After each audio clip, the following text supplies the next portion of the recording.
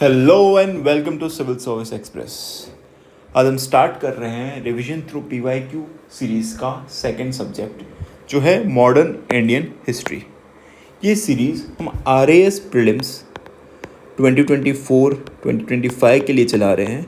उसका मेन हमारा पर्पस है कि पीवाईक्यूज़ के पैटर्न को अंडरस्टैंड करना, कैसे एग्जामिनर क्वेश्चंस को फ्रेम करता है, कैसे ऑप्शंस को फ्रेम करता है, साथ ही पीवाईक्यूज़ के साथ साथ हम उससे रिलेटेड जितने भी स्टैटिक टॉपिक्स हैं, जितना भी कंटेंट है, उसको भी रिवाइज करना, ताकि एक साथ में हम दो काम कर पाएँ और एक ही टाइम को यूटिलाइज करते हुए हम दो चीज़ों को रिवाइज कर पाएँ।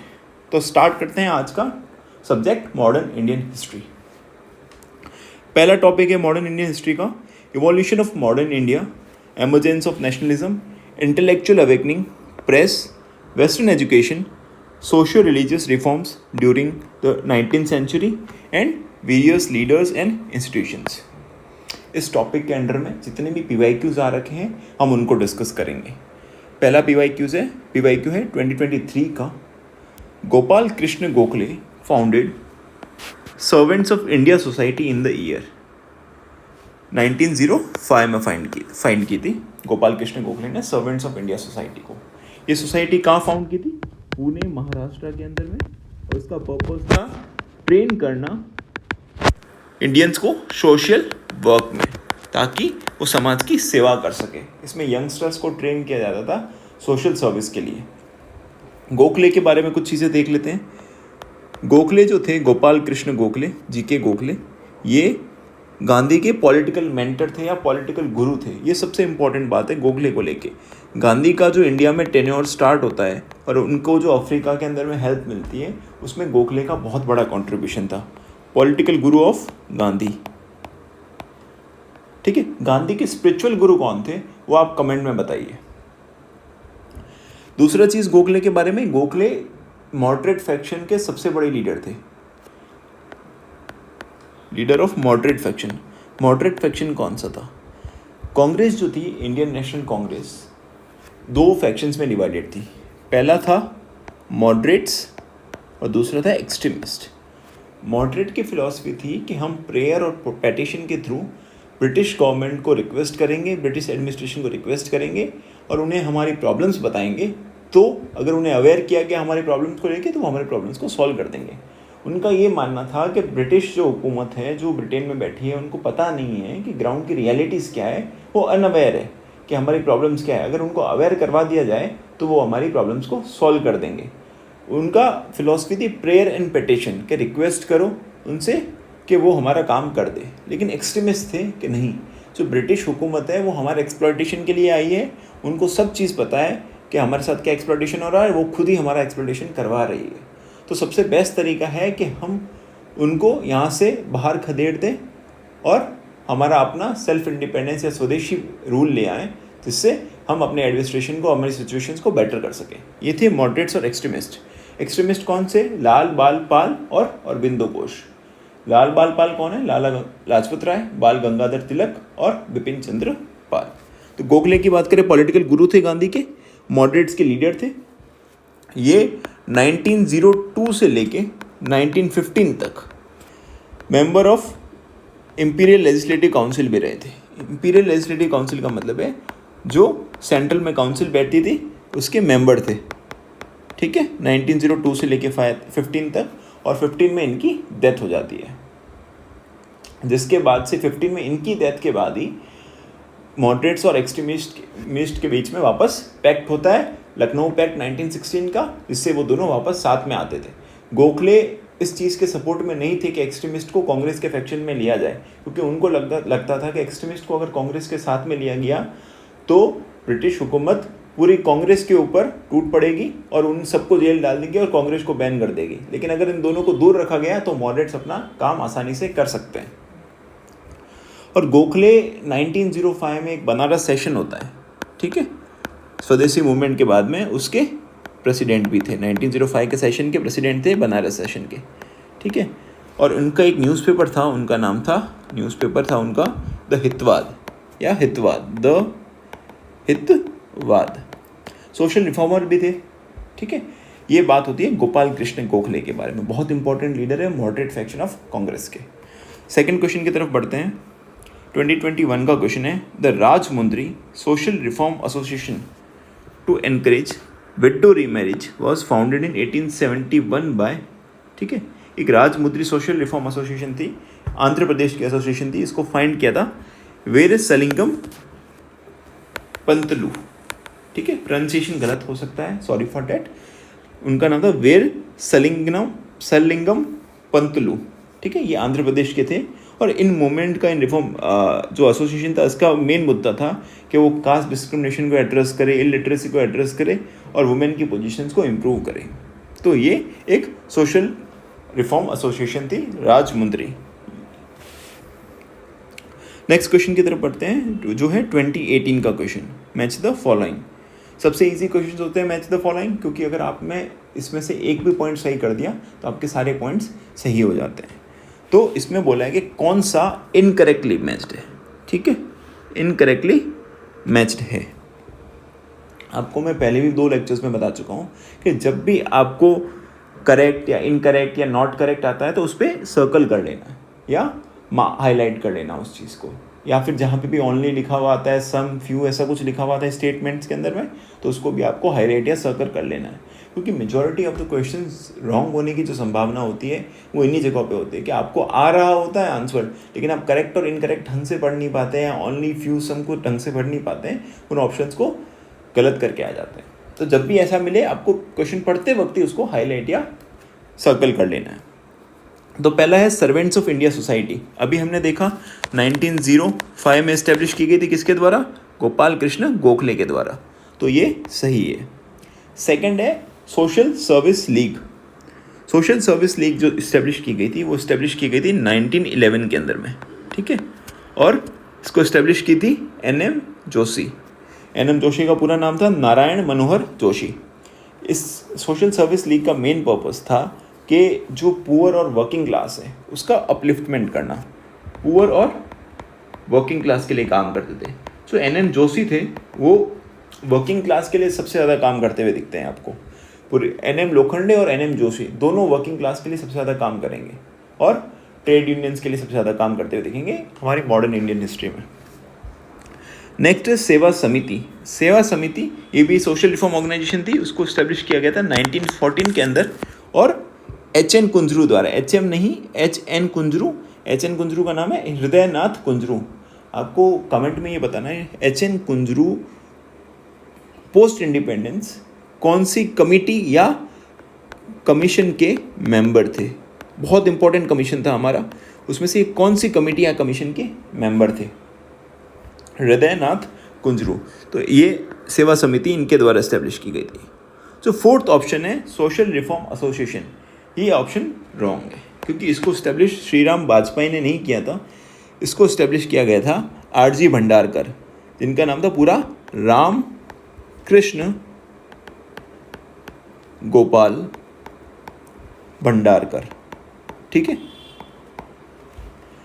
ये ऑप्शन रॉन्ग हो जाता है। ये इसको इस्टेब्लिश किया गया था 1909 के अंदर में और बॉम्बे के अंदर इसको इस्टेब्लिश किया गया था। गोखले के बारे में हम जान चुके हैं, ठीक है।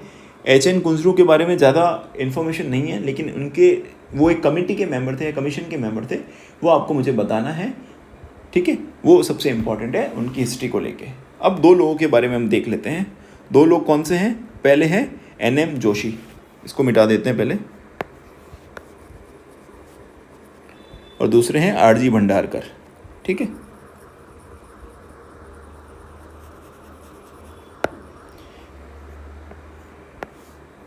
पहले NM जोशी के बारे में बात करते हैं।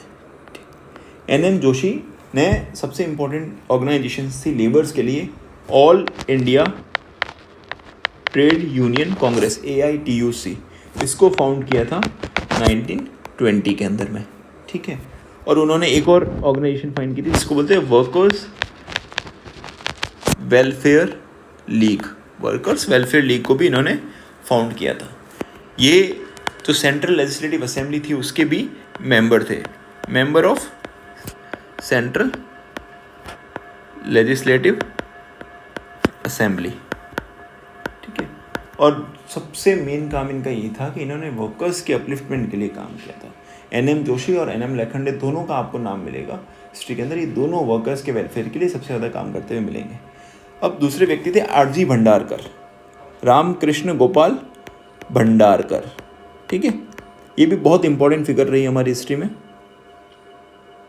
आर.जी. भंडारकर एक इंडोलॉजिस्ट थे, ये प्रोफेसर थे जो इंडोलॉजी पढ़ाते थे। इंडोलॉजी का मतलब है कि सोशियोलॉजी को इंडियन पर्सपेक्टिव से दिखाते थे, उनके सोशियोलॉजी को इंडियन पर्सपेक्टिव से ये प्रेजेंट करते थे। इंडोलॉजिस्ट थे, सोशियोलॉजिस्ट थे और सोशल रिफॉर्मर भी थे, और साथ में प्रोफेसर थे ये किसके, ओरिएंटल लैंग्वेजेस के। ये मेंबर थे प्रार्थना समाज के। प्रार्थना समाज सोशल रिलीजियस इंस्टीट्यूशंस में एक बहुत इंपॉर्टेंट समाज हुआ। इसका एस्टेब्लिशमेंट कब हुआ और किसने किया, ये आप मुझे कमेंट में बताएंगे। मेंबर ऑफ प्रार्थना समाज। जितना ब्रह्म समाज इंपॉर्टेंट है, आर्य समाज इंपॉर्टेंट है, उतना ही हिस्ट्री में प्रार्थना समाज भी इंपॉर्टेंस रखता है। और इनको ब्रिटिश गवर्नमेंट ने 1911 में नाइटहुड भी दिया था। नाइटहुड मतलब जो सर आगे जिसके सर लगता था वो नाइटहुड होता था, तो इनको नाइटहुड भी दिया गया था ब्रिटिश गवर्नमेंट के द्वारा 1911 के अंदर में। आर.जी. भंडारकर और एन.एम. जोशी और गोखले के बारे में हम पहले डिस्कस कर चुके हैं, ठीक है। अब नेक्स्ट क्वेश्चन की तरफ बढ़ते हैं। 2016 का ये क्वेश्चन है, असर्शन और रीजनिंग का क्वेश्चन। असर्शन है, social religious movement of the 19th century resulted in the modernization of India, ठीक है, सही है। रीजन बोल रहे हैं कि rationalism, scientific temper and other such ideas which are the basis of modernization और at the core of social religious movements. सही बात है कि ये जो आइडियाज़ थे, इन कारण से ही सोशल रिलीजियस रिफॉर्म मूवमेंट्स जो थे वो इंडिया में मॉडर्नाइजेशन लेके आ पाए। तो क्या होगा, both A and R are true, but R is the correct explanation of A. तो फोर्थ ऑप्शन जो है इसका सही हो जाता है, ठीक है। ये होता है 2016 का क्वेश्चन। नेक्स्ट है 2013 का question. First question, the Ramakrishna Mission was founded by Swami Vivekananda in the year, ठीक है। रामकृष्ण मिशन, स्वामी विवेकानंद के गुरु का नाम था रामकृष्ण परमहंस, ठीक है। उन्हीं के नाम पे ये मिशन स्टैब्लिश किया गया था 1897 के अंडर में स्वामी विवेकानंद के द्वारा।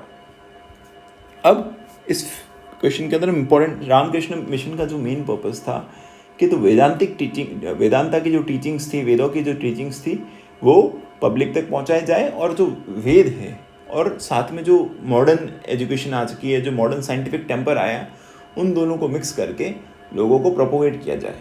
जो स्वामी विवेकानंद की वेदांतिक टीचिंग्स थी वो वेस्ट में बहुत पॉपुलर हुई थी। विवेकानंद की बात करें तो विवेकानंद का जन्म होता है 1863 में कोलकाता में, ठीक है। और तब उनका नाम क्या था, नरेंद्र दत्त। 1863 कोलकाता या कलकत्ता, और उनका नाम था नरेंद्र दत्त जब वो जन्म लिया था उन्होंने, ठीक है। और उनके गुरु थे रामकृष्ण परमहंस। इनकी लाइफ का सबसे मेन इंपॉर्टेंट इवेंट ये है कि इन्होंने पार्लियामेंट ऑफ वर्ल्ड रिलीजन हुई थी 1893 के अंदर में, ठीक है। पार्लियामेंट ऑफ वर्ल्ड रिलीजन्स, ठीक है। दुनिया के जितने भी रिलीजन्स हैं उनके कॉमन कांग्रेस या कॉमन पार्लियामेंट हुई थी 1893 के अंदर में, वो इन्होंने अटेंड की थी शिकागो में, ठीक है। और उनकी स्पीच से उनको सबसे ज़्यादा पॉपुलैरिटी मिली थी। उनका जो स्पीच था, जो इंडिया के एंशिएंट फिलॉसफीज़ को भी बताता था और ये भी दिखाता था कि ऐसे इंडिया मॉडर्नाइज हो रहा है, कैसे अपने थॉट्स को वेस्टर्न आइडियाज़ के साथ में मिक्स कर रहा है। तो उनका जो फिलॉसफी थी स्वामी विवेकानंद की, उसको बहुत ज़्यादा अट्रैक्शन मिला वेस्टर्न वर्ल्ड के अंदर में। वो वेदांता फिलॉसफी और योगिक फिलॉसफी दोनों पढ़ाते थे वेस्टर्न वर्ल्ड को। उनका एक बहुत इंपॉर्टेंट कोट है जो हम सब के जीवन के लिए बहुत ज़्यादा इंपॉर्टेंट है। उसका कोट है, arise awake and stop not until the arise awake and stop not until the goal is reached। ये जो आप प्रिपरेशंस कर रहे हैं एग्ज़ाम की चीज़ों की, बहुत डिफ़िकल्ट प्रिपरेशन होती है आपके लिए।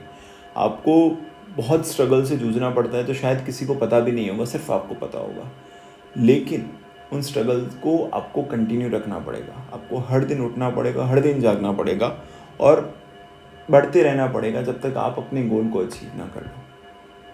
स्वामी विवेकानंद बहुत यंग एज में उनकी डेथ हो गई थी, लेकिन उनके जो आइडियाज़ थे, उनका वे ऑफ लाइफ था, वो आज भी इंस्पिरेशन है पूरे वर्ल्ड के लिए और स्पेशली यूथ के लिए, कि किस तरीके से उन्होंने अपने जीवन में परिवर्तन किया और किस तरीके से अपने आइडियाज़ को वर्ल्ड को प्रोपोगेट किया, कि वर्ल्ड आज तक उनके आइडियाज़ से इंस्पायर होता है।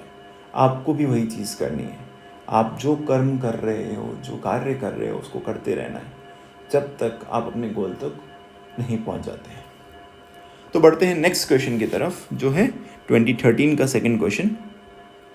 During India's colonial period the theory of downward filtration was related to. Downward filtration मतलब आप ऊपर से नीचे की तरफ आना, कोई चीज़ ऊपर से डालोगे वो नीचे फिल्टर होके पहुंच जाएगी, डाउनवर्ड फिल्ट्रेशन। ये थियरी रिलेटेड थी एजुकेशन के, एजुकेशन रिलेटेड थियरी थी। जो 1813 का एक्ट होता है या लॉर्ड मकॉले का मिनट्स आते हैं 1835 के, लॉर्ड मकॉले मिनट ऑफ 1835, ठीक है, या चार्टर एक्ट आता है 1813 का, ठीक है। ये मेजरली बात करते हैं इस थियरी के बारे में। इस थियरी का मतलब ये था कि ब्रिटिशर्स का ये आइडिया था कि हम कुछ लोगों को, कुछ ऊपर वाले लोगों को, अपर क्लास को, हम उनको इंग्लिश एजुकेशन देंगे या यूनिवर्सिटी लेवल पे एजुकेशन देंगे, और वो लोग आगे जो निचले स्तर पे लोग रहते हैं या जूनियर स्कूल्स में, स्कूल्स या बाकी जगहों पे लोग रहते हैं, वो लोग उनको इंग्लिश पढ़ाएंगे और अपने आइडियाज़ को प्रोपोगेट करेंगे।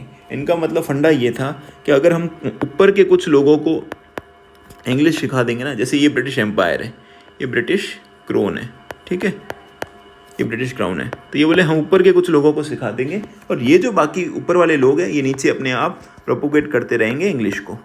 तो हम कुछ पे मेहनत करेंगे और बाकी मेहनत जो भी होगी निचले वालों को पढ़ाने की, वो सब ये जो बीच वाले जो मिडिल क्लास इंटेलिजेंसिया होंगे वो लोग अपने आप कर लेंगे, ठीक है। इनका ये फिलॉसफी थी डाउनवर्ड फिल्ट्रेशन, कि हम ऊपर से डालेंगे नीचे अपने आप पहुंच जाएंगे विथ टाइम।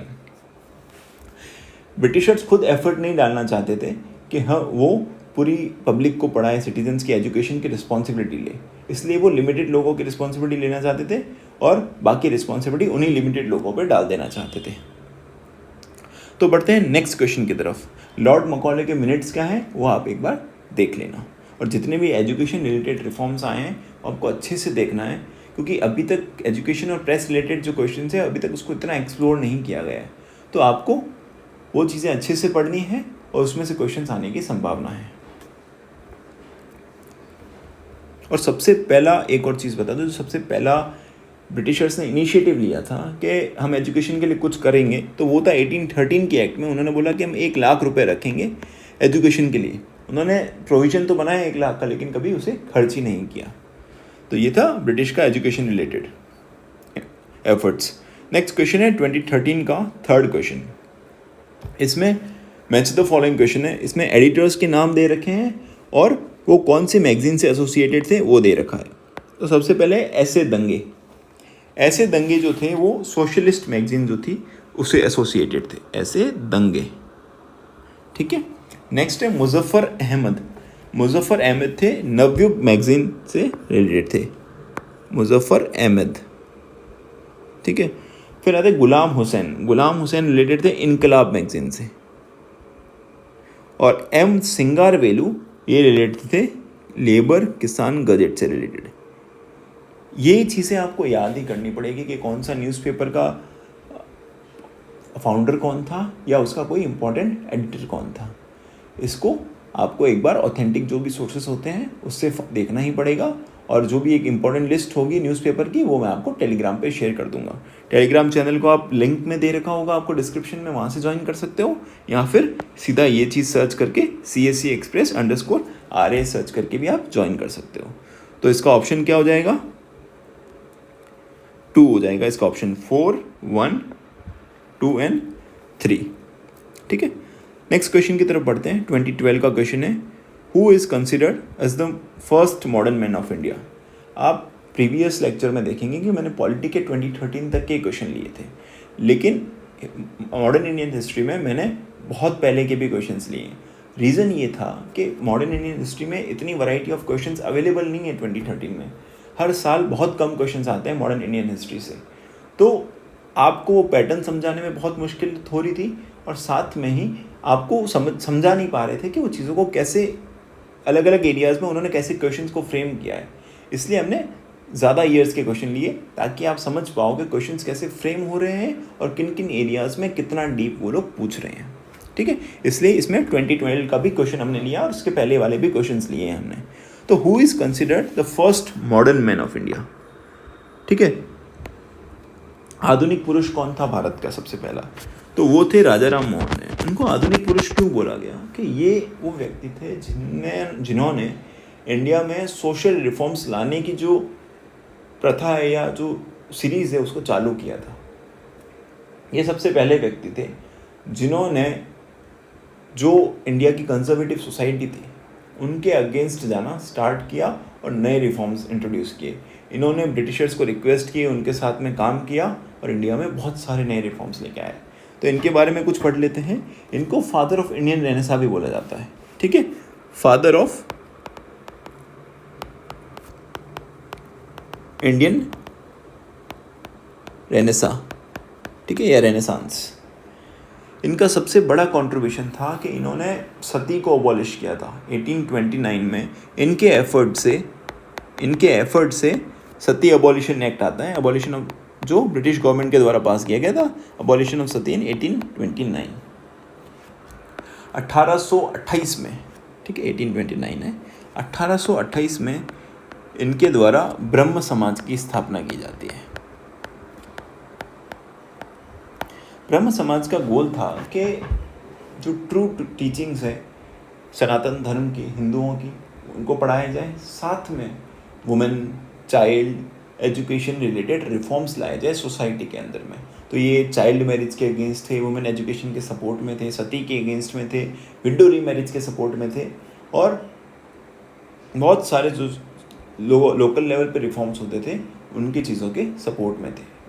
ये ब्रह्म समाज सबसे बड़ा इंस्टीट्यूशन था, सबसे इम्पोर्टेंट इंस्टीट्यूशन था उस 19th सेंचुरी के टाइम पे, जिसने सोसाइटी में रिफॉर्म्स लाने के लिए सबसे ज़्यादा काम किया। ये वुमेन एजुकेशन को भी प्रमोट कर रहे थे उस टाइम पे, जब कंजर्वेटिव सोसाइटीज़ में वुमेन को बाहर तक जाने की अनुमति नहीं होती थी, तब इन्होंने वुमेन एजुकेशन को प्रमोट करने का जिम्मा लिया था। अब राजा राम मोहन रॉय की दो जो पब्लिकेशंस या न्यूज़पेपर थे, पहला था संवाद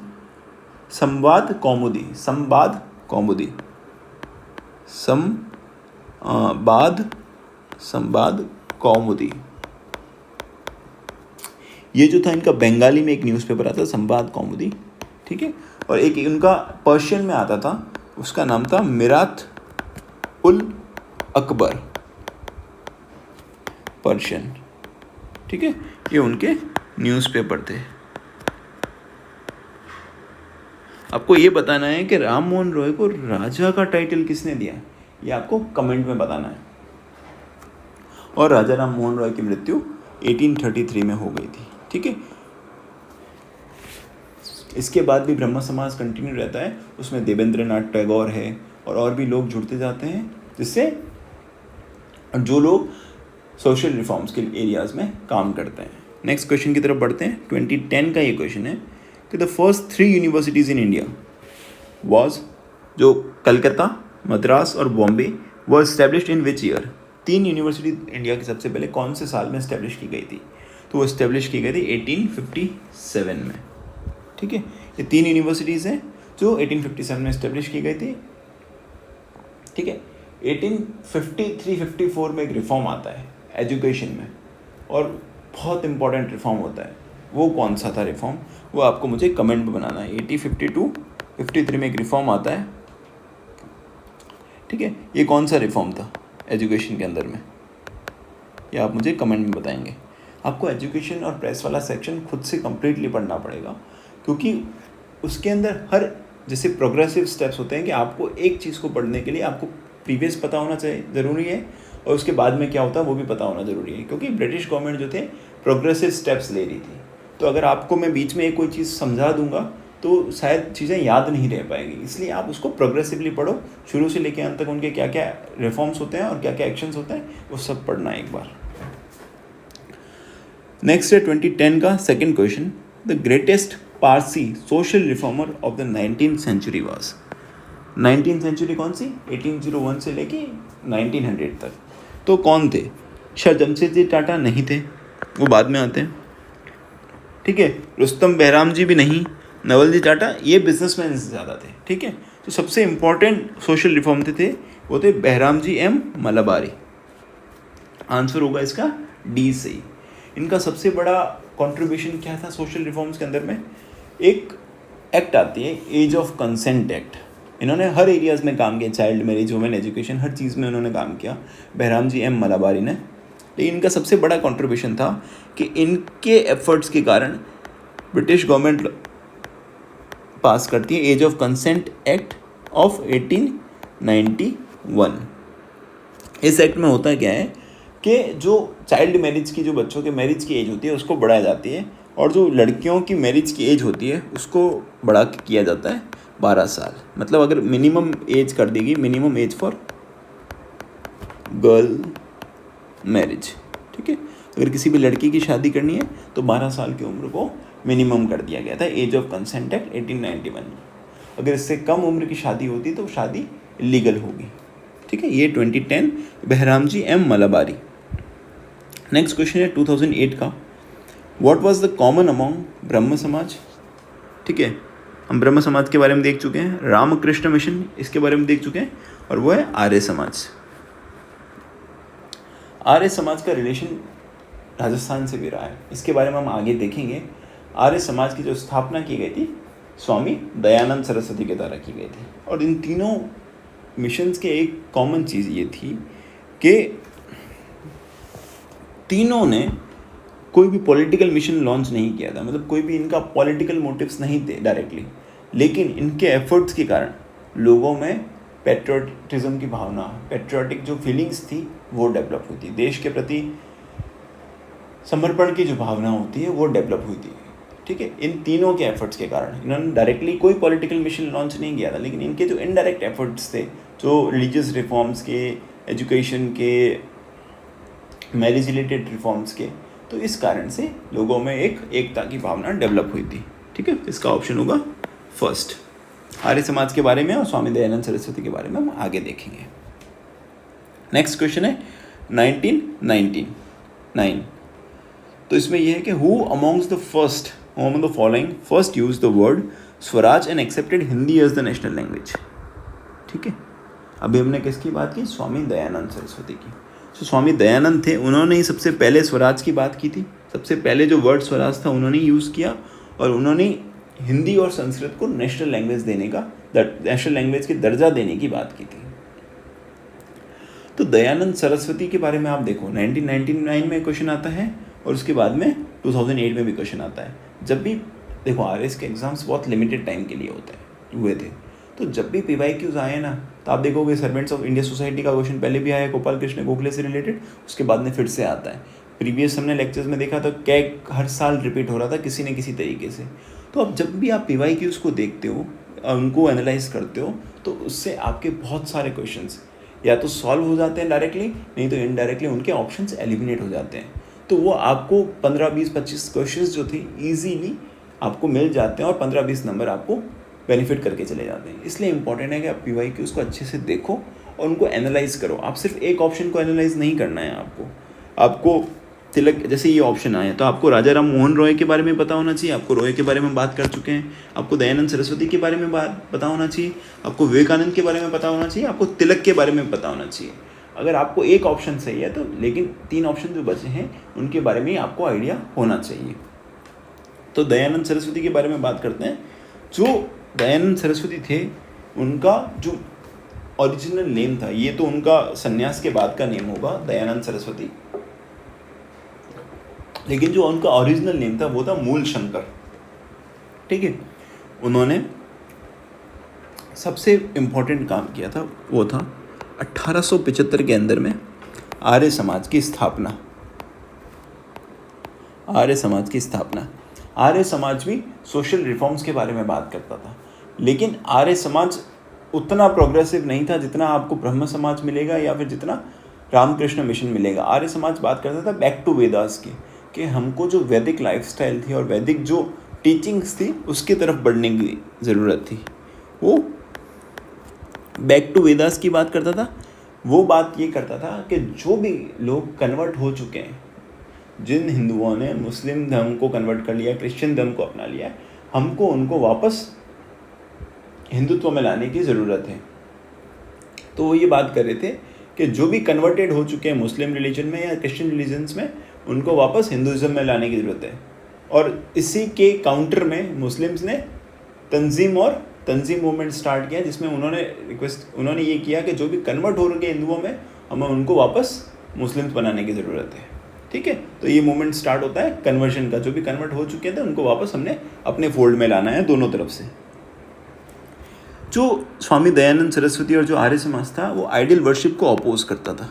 ठीक है, वो आइडियल वर्शिप्स को नहीं मानता था। आइडियल वर्शिप का मतलब मूर्ति पूजन। सोशल रिफॉर्मर तो वो थे ही थे, साथ में उन्होंने एक स्कूल इस्टेब्लिश की थी जिसको बोलते थे DAV, दयानंद एंग्लो वैदिक स्कूल।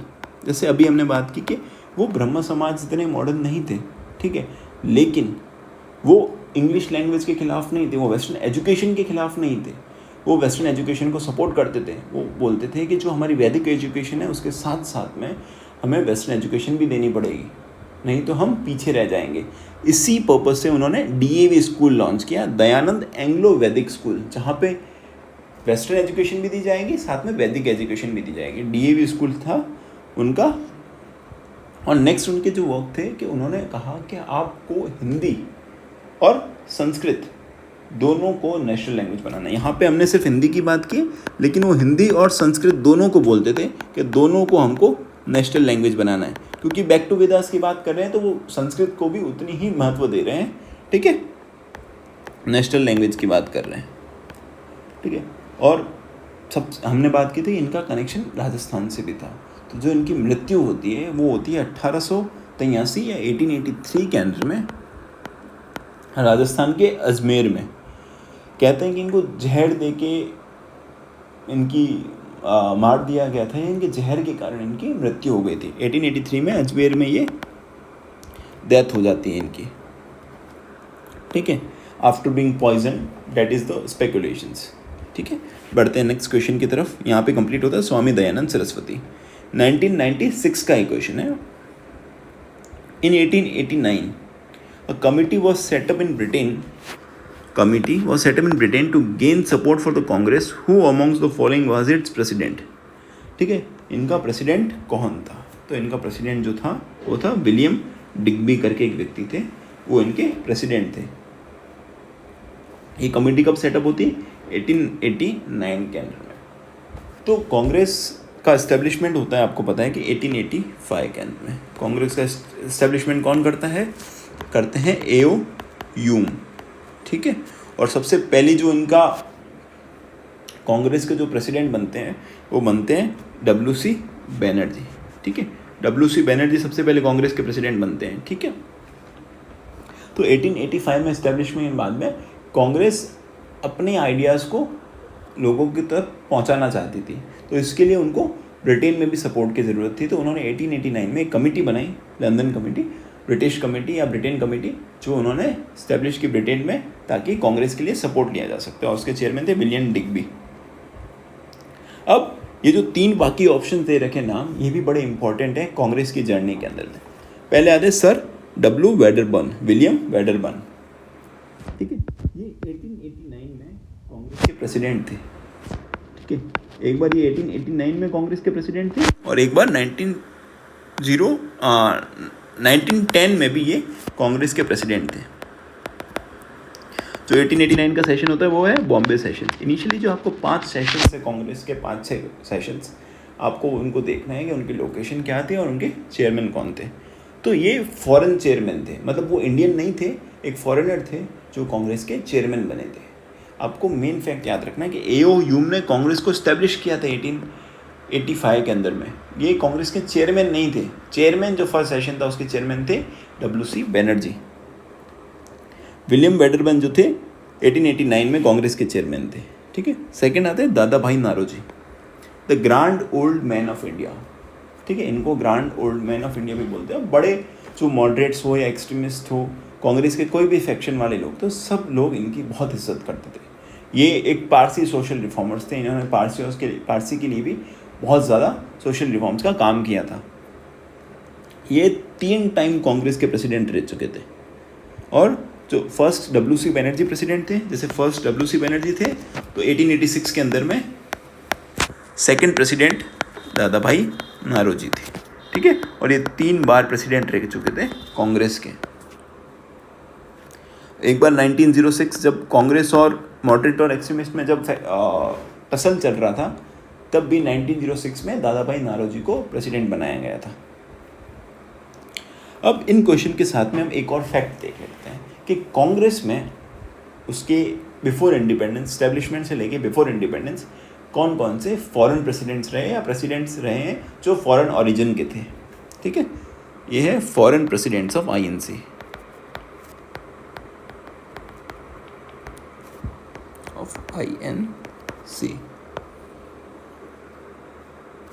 ठीक है। 1888, ठीक है। सबसे पहले प्रेसिडेंट रहते हैं जॉर्ज यूले या यूल, ठीक है। 1889 के अंडर में विलियम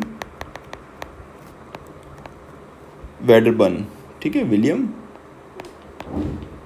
वेडरबर्न। उसके बाद में 1894 में रहते हैं अल्फ्रेड वेब। 1904 में रहते हैं एक हेनरी कॉटन। और 1910 में वापस बनते हैं विलियम वेडरबर्न 2 बार रहे थे, ये इनका सेकंड टाइम था एज प्रेसिडेंट। 1917 में जब लखनऊ पैक्ट हो जाती है, उसके अंदर जो कंट्रीब्यूशन रहता है एनी बेसेंट का और तिलक का, उसके बाद 1917 के अंदर में एनी बेसेंट को प्रेसिडेंट बनाया जाता है कांग्रेस का। एनी बेसेंट बहुत इंपॉर्टेंट रोल प्ले करती है इंडिपेंडेंस मूवमेंट में। एक आयरिश वुमेन थी जो इंडिया के इंडिपेंडेंस के लिए काम कर रही थी। और लास्ट जो प्रेसिडेंट होते हैं वो थी नेली सेन गुप्ता। ये मैरिड थी एक इंडियन से, ठीक है, इसलिए इनके नाम है नेली सेन गुप्ता, ठीक है। नेली जो थी फॉरेनर थी लेकिन एक इंडियन से मैरिड थी। ये लास्ट फॉरेन प्रेसिडेंट है कांग्रेस की। तो आपको पूछ सकते हैं कि फर्स्ट फॉरेन प्रेसिडेंट कौन था या लास्ट फॉरेन प्रेसिडेंट कौन था, या ऐसा कोई फॉरेन प्रेसिडेंट था जिसने 2 बार इलेक्ट किया गया था। 2 बार इलेक्ट किया गया था विलियम वेडरबर्न को, फर्स्ट था जॉर्ज यूले और लास्ट थे नेली सेन गुप्ता। और एनी बेसेंट जो थी वो भी प्रेसिडेंट रह चुकी है INC की।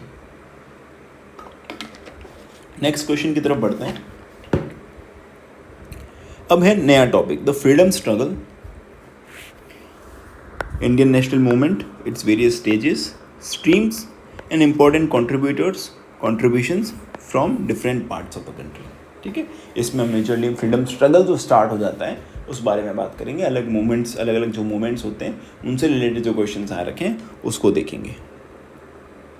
तो 2023 का पहला क्वेश्चन है, who was the president of the special session of Indian National Congress held in कैलकाता in September 1920 in which the resolution of non cooperation movement was passed.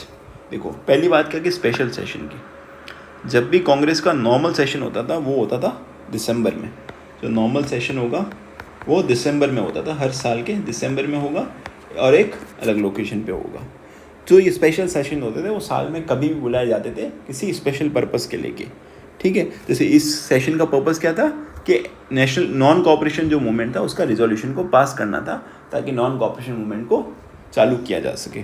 तो ये होता है सितंबर 1920 के अंदर में। तो इसके जो चेयरमैन थे वो थे लाला लाजपत राय, ठीक है, लाला लाजपत राय। लाला लाजपत राय के बारे में कुछ चीज़ें देख लेते हैं। लाला जी थे, उनको पंजाब केसरी, ठीक है, ये पंजाब से बिलोंग करते थे, इनको पंजाब केसरी या लॉयन ऑफ पंजाब भी कहा जाता था, पंजाब का शेर, ठीक है। जो पंजाब नेशनल बैंक है उनको इस्टेब्लिशमेंट में भी इनका हाथ है, वो उसके फाउंडर में भी लाला लाजपत राय का नाम आता है, ठीक है, पंजाब नेशनल बैंक में भी, ठीक है।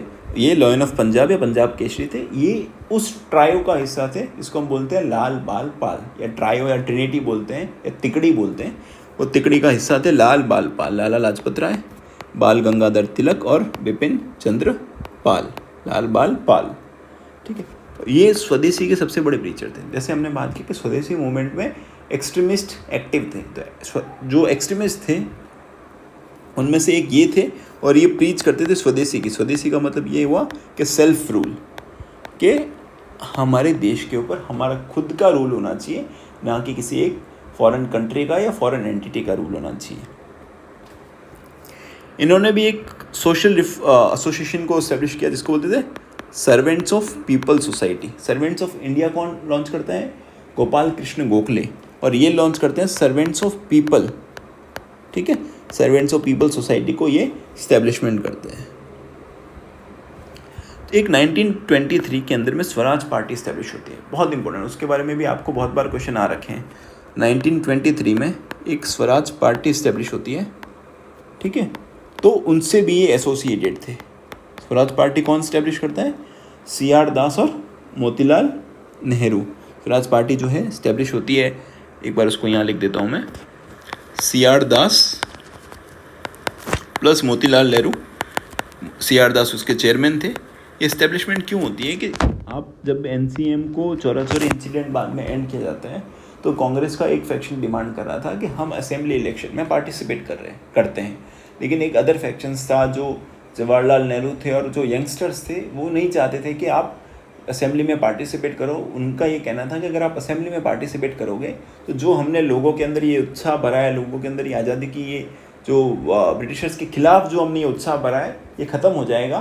तो लेकिन गांधी चाहते थे कि कोई भी 1907 में जो सूरत स्प्लिट होता है या मॉडरेट और एक्सट्रीमिस्ट के बीच में ऐसा कोई वापस स्प्लिट ना हो, तो गांधी ने इनको अलाउ कर दिया कि आप कांग्रेस में रह के ही आप एक अलग फैक्शन बना लो, पार्टी बना ली उन्होंने, कांग्रेस स्वराज पार्टी, और आप इलेक्शंस लड़ सकते हो।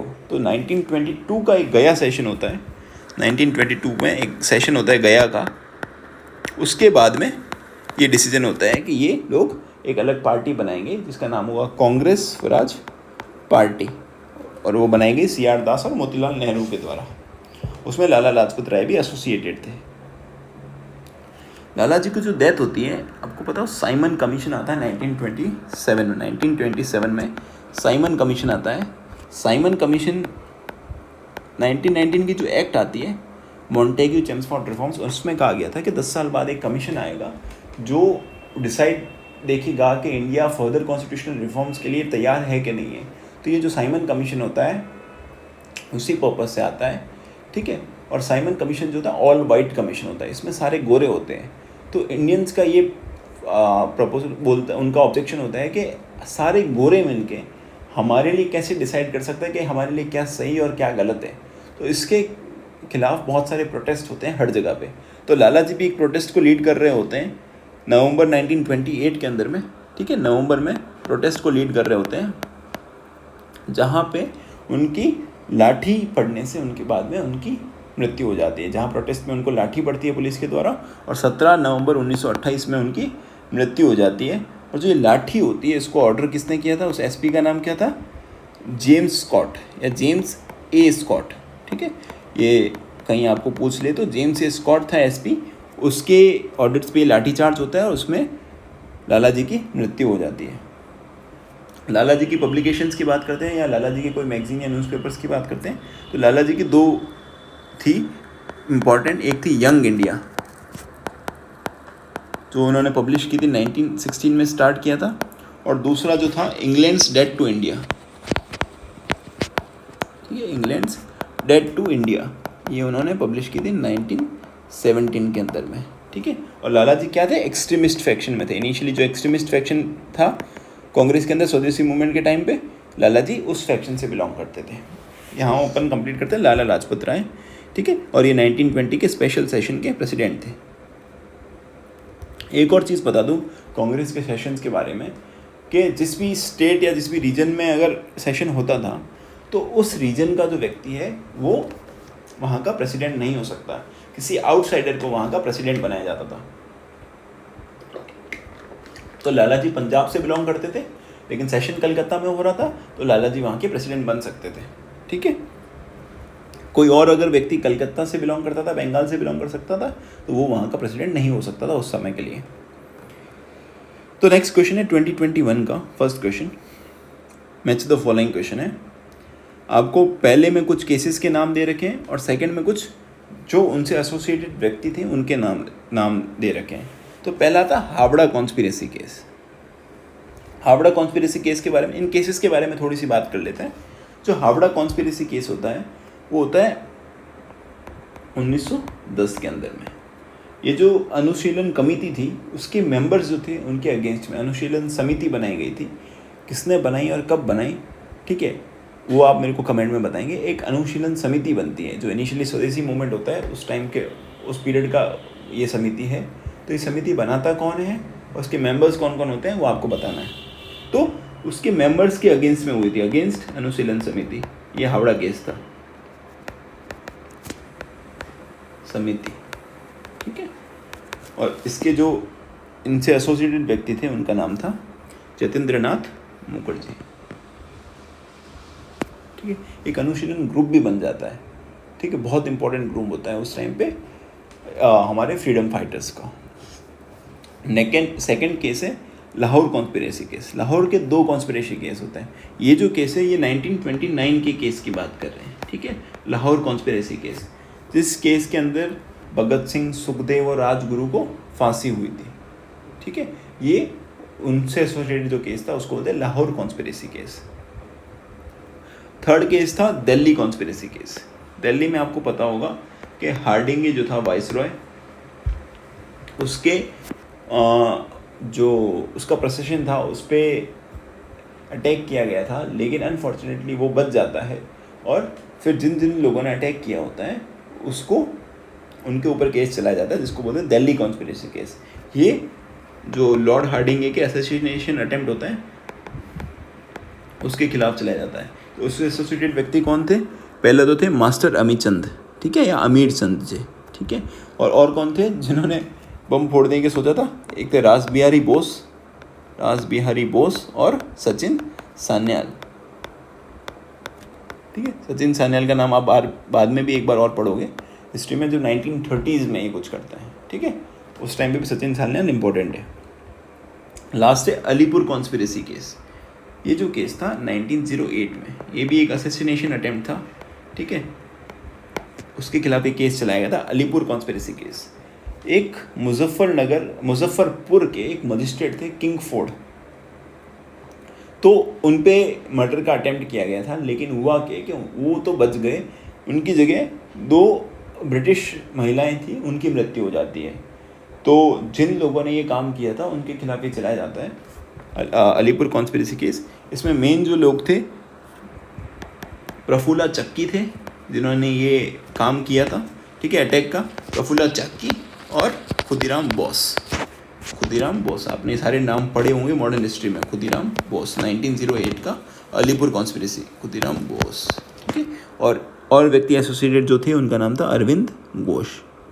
इन्होंने इस क्वेश्चन में किया क्या है, जो इम्पोर्टेंट व्यक्ति थे उनके नाम ना देके इन्होंने जो बाकी उनसे एसोसिएटेड व्यक्ति थे उनके नाम दे रखे हैं। तो थोड़ा सा डिफिकल्ट हो जाता है, लेकिन अगर आप लाहौर कॉन्स्पिरेसी आपको समझ में आता है तो राजगुरु को अगर आप टच कर पाते हैं, एक पॉइंट को मैच कर पाते हैं, या फिर दिल्ली कॉन्स्पिरेसी में मास्टर अमीचंद को याद रख पाते हैं, तो ये आपका क्वेश्चन सॉल्व हो जाता है। ठीक है, यहाँ पे अपना 2021 का क्वेश्चन कंप्लीट होता है और इसका ऑप्शन क्या होगा? ऑप्शन होगा 3। ठीक है, 3 ऑप्शन राइट हो जाएगा। Match the following. अदर 2021 का second question, during the quit India movement a girl name Kanaklata Barua. ठीक है, क्विट इंडिया मूवमेंट में वुमेंस की बहुत ज़्यादा भागीदारी रहती है। उषा मेहता होते हैं जो सीक्रेट रेडियोस चलाते हैं। ठीक है, क्योंकि आपके जो मेन लीडर्स जो थे क्विट इंडिया मूवमेंट को लॉन्च करते हैं, उन सबको अरेस्ट कर लिया गया था। तो जो उनकी वाइफ्स थी, उनकी बेटियां थी, उनकी बहन थी, या बहुत सारे जो बाकी जो छोटे लीडर्स थे वो मेन रोल में आ जाते हैं और वो सारे काम करने लगते हैं, लोगों को इकट्ठा करने का, लोगों में भावनाएं जगाने का और ब्रिटिशर्स को प्रोटेस्ट करने का। तो एक गर्ल थी, उनका नाम था कनकलता बरुआ, जिन्होंने एक पब्लिक प्रोसेशन को लीड किया था, ठीक है, और पुलिस को छोड़ के पुलिस के प्रोटेस्ट के बावजूद पुलिस उनको रोकने की कोशिश करती, इसके बावजूद उन्होंने एक लोकल पुलिस स्टेशन में घुसने की कोशिश की थी ताकि वो वहाँ पे उस पुलिस स्टेशन के ऊपर झंडा फहरा सके। तो इस दौरान उनकी मृत्यु हो जाती है, उन्हें गोली मार दी जाती है, शॉट डेड। ये इंसिडेंट जो होता है वो कहाँ होता है? वो होता है गोहपुर में, गोहपुर में ये इंसिडेंट होता है, ठीक है, कनकलता बरुआ का। इसमें कुछ ज़्यादा इंपॉर्टेंट नहीं है, कनकलता बरुआ से रिलेटेड यही इंसिडेंट है। बहुत सारी जो हमारी यंग गर्ल्स थी, जो यंग महिलाएं थी, उन्होंने अपनी बलिदानी दी थी, तो उनसे रिलेटेड बहुत सारे पॉइंट्स हैं, वो आपको याद रखने हैं। उनके क्या रोल रहा था फ्रीडम मूवमेंट के टाइम पे, स्पेशली क्विट इंडिया मूवमेंट में बहुत इंपॉर्टेंट रोल्स रहता है महिलाओं का, तो वो सब आपको एक बार देखना है। नेक्स्ट क्वेश्चन है 2018 का, ठीक है। Choose the correct chronological order of the following events, ठीक है। आपको उनको जैसे साल होते हैं उस ऑर्डर में इनको अरेंज करना है। तो पहले बात करते हैं लखनऊ पैक्ट की। लखनऊ पैक्ट कब होती है? 1916 में। इस एक्ट का इंपॉर्टेंस क्या है? यहाँ पे एक्सट्रीमिस्ट और मॉडरेट जो फैक्शन होता है कांग्रेस का, वो साथ में आ जाता है। सेकेंडली, जो मुस्लिम लीग थी और इंडियन नेशनल कांग्रेस, या जो हिंदू और मुस्लिम की यूनिटी होती है, इसके जो चेयरमैन होते हैं वो होते हैं अंबिका चरण मजूमदार। और यहाँ पे कांग्रेस और मुस्लिम लीग एग्री करती है कि हम जॉइंट डिमांड्स रखेंगे। और सबसे इम्पोर्टेंट बात होती है कि कांग्रेस अग्री कर जाती है, जो मुस्लिम्स के लिए जो सेपरेट इलेक्टोरेट का जो प्रोविजन रखा गया था 1909 में पार्लियामेंट्री रिफॉर्म्स के अंडर में, वो कांग्रेस भी उस चीज़ के ऊपर भी एग्री हो जाती है और कांग्रेस और मुस्लिम लीग साथ में काम करना स्टार्ट करते हैं, ठीक है। रीज़न ये था कि मुस्लिम लीग के साथ में आने का, जो मुस्लिम लीग का अब जो लीडरशिप थी वो चेंज हो रही थी। जिन्ना जैसे बहुत सारे यंग लोग आ रहे थे, तो उनका ये फिलॉसफी थी कि हम जो भी हमारे गोल्स को फुलफिल करने वाली ऑर्गेनाइजेशन होगी, जो हमारे आइडियाज़ के साथ में मैच करने वाली ऑर्गेनाइजेशन होगी, उन सब के साथ में काम करेंगे और अपने जो ऑब्जेक्टिव्स हैं उनको फुलफिल करवाएंगे, अपनी जो डिमांड्स हैं उसको फुलफिल करवाएंगे। अब वो अलग नहीं रहना चाहते थे कि भाई हिंदू ऑर्गेनाइजेशन है या कोई और कांग्रेस ऑर्गेनाइजेशन है, उनसे अलग उनका ये था कि जहाँ पे भी हमारे गोल्स पूरे होंगे हम उनसे अटैच होना चाहेंगे, ठीक है। तो लखनऊ पैक्ट होता है 1916 के अंदर में, ठीक है। सेकेंड होता है स्वराज पार्टी का फॉर्मेशन। अभी हमने देखा कब होता है? 1923 में सी आर दास और मोतीलाल नेहरू के द्वारा जलियांवाला बाग मैसेकर, ठीक है। जो जलियांवाला बाग हत्याकांड होता है वो कब होता है? अप्रैल 13, ये डेट ही आपको याद रखनी है, 13 अप्रैल 1919, ठीक है। और राजस्थान में जो ऐसा ही हत्याकांड है उसको बोला जाता है, या जिसको जलियांवाला बाग से कंपेयर किया जाता है, वो हत्याकांड कौन सा था और कब हुआ था, ये आपको मुझे कमेंट में बताना है। फोर्थ जो है डेथ ऑफ बाल गंगाधर तिलक, ठीक है। हमने लाला जी की डेथ की बात की, वो 1928 में होती है। तिलक साहब होते हैं, उनकी डेथ होती है 1 अगस्त 1920। जो NCM लॉन्च होने वाला होता है उससे पहले ही बाल गंगाधर तिलक की डेथ हो जाती है, और जिनकी मृत्यु के बाद में एक तिलक स्वराज फंड भी लॉन्च किया जाता है, जिसको लोग ओवर सब्सक्राइब कर लिए जाते हैं। तिलक स्वराज फंड लॉन्च होता है ताकि इस जो ये मूवमेंट चला रहे हैं उसके लिए पैसा इकट्ठा किया जा सके, और लोग उसको इतना उसमें पैसा डोनेशन देते हैं कि जितना टारगेट रखा गया था उससे कहीं ज़्यादा डोनेशन मिल जाता है, ठीक है। तो इसका आंसर क्या होगा? 1, 3, 4 and 2, 1, 3, 4 and 2, थर्ड इसका आंसर हो जाएगा, ठीक है। अब इस क्वेश्चन के साथ में हम थोड़ा तिलक के बारे में बात कर लेते हैं, ठीक है। तिलक जो थे उनको बोलते थे फादर ऑफ, बाल गंगाधर तिलक, इनको बोलते थे फादर ऑफ इंडियन अनरेस्ट बोला गया था कि इंडिया में जो अनरेस्ट की, ये ब्रिटिशर्स के द्वारा बोला गया था कि इंडिया में जो अनरेस्ट हो रही है इस सब का बाप कौन है? तिलक है। इन सब तिलक के कारण ये सारे अनरेस्ट क्रिएट हो रही है, ठीक है। जब वो एक्सट्रीमिस्ट फैक्शन एक्टिव था स्वदेशी मूवमेंट के बाद में टाइम में, तब इनको ये बोला गया था फादर ऑफ इंडियन अनरेस्ट, ठीक है, फादर ऑफ इंडियन अनरेस्ट। कौन है? हम तिलक के बारे में बात कर रहे हैं। और ये एक्सट्रीमिस्ट तो थे ही, लाल बाल पाल तीनों ही, और साथ में अरबिंदो घोष। अरबिंदो घोष ने स्वदेशी मूवमेंट के बाद में इन्होंने सूरत स्प्लिट के बाद में संन्यास ले लिया था और ये फिर साधना और योगा में चले गए थे। इनके द्वारा एक सिटी भी इस्टेब्लिश की गई जिसको ऑरोविली भी बोलते हैं, ऑरोविली, जहाँ पे कोई रिलीजन नहीं है, जहाँ पे कोई करेंसी नहीं है। एक साउथ इंडिया में एक सिटी है जिसका नाम है ऑरोविली। तो तिलक स्वराज की जो हम बात करते हैं, सेल्फ रूल की बात कर रहे हैं, ठीक है। तो सबसे पहले जो प्रोपोगेटर्स आते हैं उसका नाम तो सबसे पहले दयानंद सरस्वती देते हैं, लेकिन इस आइडियाज़ को पब्लिक तक ले जाने वाले जो व्यक्ति होते हैं उनमें सबसे इम्पोर्टेंट व्यक्ति थे स्वराज।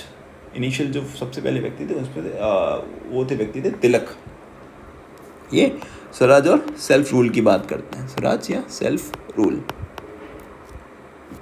इनका एक स्टेटमेंट है कि Swaraj is my birth right and I shall have it, ठीक है। स्वराज, अगर आपको सीधा पूछ लेंगे कि ये स्टेटमेंट किसका है, Swaraj is my birth right and I shall have it, इनका स्टेटमेंट था। अब राइटिंग के लिए मुझे माफ़ कर सकते हैं, ठीक है। इन्होंने स्वदेशी जो मूवमेंट लॉन्च होता है बंगाल पार्टीशन के खिलाफ में 1903 में ब्रिटिश गवर्नमेंट अनाउंस करती है कि हम गर्जन अनाउंस करते हैं कि हम बंगाल का पार्टीशन करेंगे। 1905 के अंदर में बंगाल का पार्टीशन हो जाता है। बंगाल पार्टीशन का जो रीज़न दिया जाता है कि एडमिनिस्ट्रेटिव जो हम अच्छे से एडमिनिस्ट्रेशन नहीं कर पा रहे हैं इतने बड़े रीजन्स का, तो हम इसका डिवीज़न कर रहे हैं ताकि हम अच्छे से एडमिनिस्ट्रेशन कर पाएँ। ये रीज़न कई हद तक सही था, लेकिन इसका जो मेन मोटिव ये था कि जो हिंदू और मुस्लिम्स का डिवीज़न किया जाए इस एरिया के अंदर में, क्योंकि बंगाल वो रीजन था इनिशियली जहाँ पे सबसे ज़्यादा ये ब्रिटिशर्स के खिलाफ वाली जो भावनाएं थी वो वहाँ पे पैदा हो रही थी। तो उनका ये पर्पस था कि हम हिंदू और मुस्लिम्स को डिवाइड कर लें। तो इस बंगाल पार्टीशन के प्रोटेस्ट के टाइम पे तिलक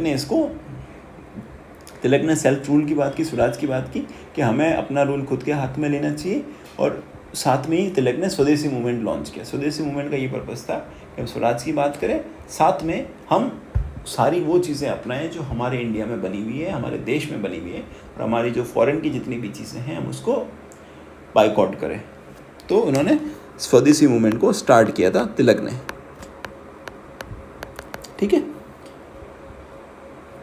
उन्होंने एक व्यक्ति जमशेदजी टाटा थे, टाटा जो ऑर्गेनाइजेशन है, टाटा लीनिएज है, उससे रिलेटेड थे। उनके साथ में उन्होंने एक बॉम्बे स्वदेशी स्टोर्स भी लॉन्च किए थे, ठीक है, जमशेदजी टाटा के साथ में। फिर सूरत का स्प्लिट होता है एज यूजुअल। एक्सट्रीमिस्ट और ये एक्सट्रीमिस्ट चाहते थे कि जो ये बंगाल पार्टीशन का स्वदेशी जो मूवमेंट है हम उसको पूरे इंडिया में फैलाना चाहते थे, कि हम सिर्फ उसको बंगाल में रिस्ट्रिक्ट ना करके इसको एक कंप्लीट स्वराज और सेल्फ रूल वाला मूवमेंट बनाया जाए और ब्रिटिशर्स के खिलाफ में पूरे इंडिया में इसको लॉन्च किया जाए। लेकिन जो कांग्रेस का मॉडरेट फैक्शन था उससे एग्री नहीं कर रहा था। तो इन दोनों की टसल के बीच में 1907 सूरत के अंदर में इनका स्प्लिट हो जाता है, ठीक है। उसके बाद में इनको जेल में डाल दिया जाता है 1908 से लेके 1914 तक। देखो, लाला जी किसी काम से बाहर चले गए थे इंडिया, सूरत स्प्लिट के बाद में, ठीक है, इंडिया से बाहर चले गए। तिलक को जेल में डाल दिया गया। बिपिन चंद्र पाल और अरबिंदो घोष ने रिटायरमेंट ले लिया था। तो अरबिंदो घोष चले गए थे योगा और उस वाले फील्ड में, ठीक है, इन दोनों ने रिटायरमेंट ले लिया था। और तिलक को डाल दिया 1908 से लेके 1914 तक मैंडले जेल के अंदर, ठीक है, मैंडले जेल में इनको डाल दिया गया था। रीज़न क्या था?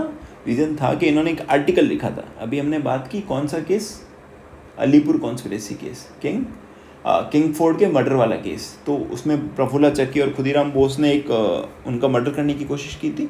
तो उसके डिफेंस में तिलक ने एक अपनी मैगजीन में आर्टिकल लिख दिया था।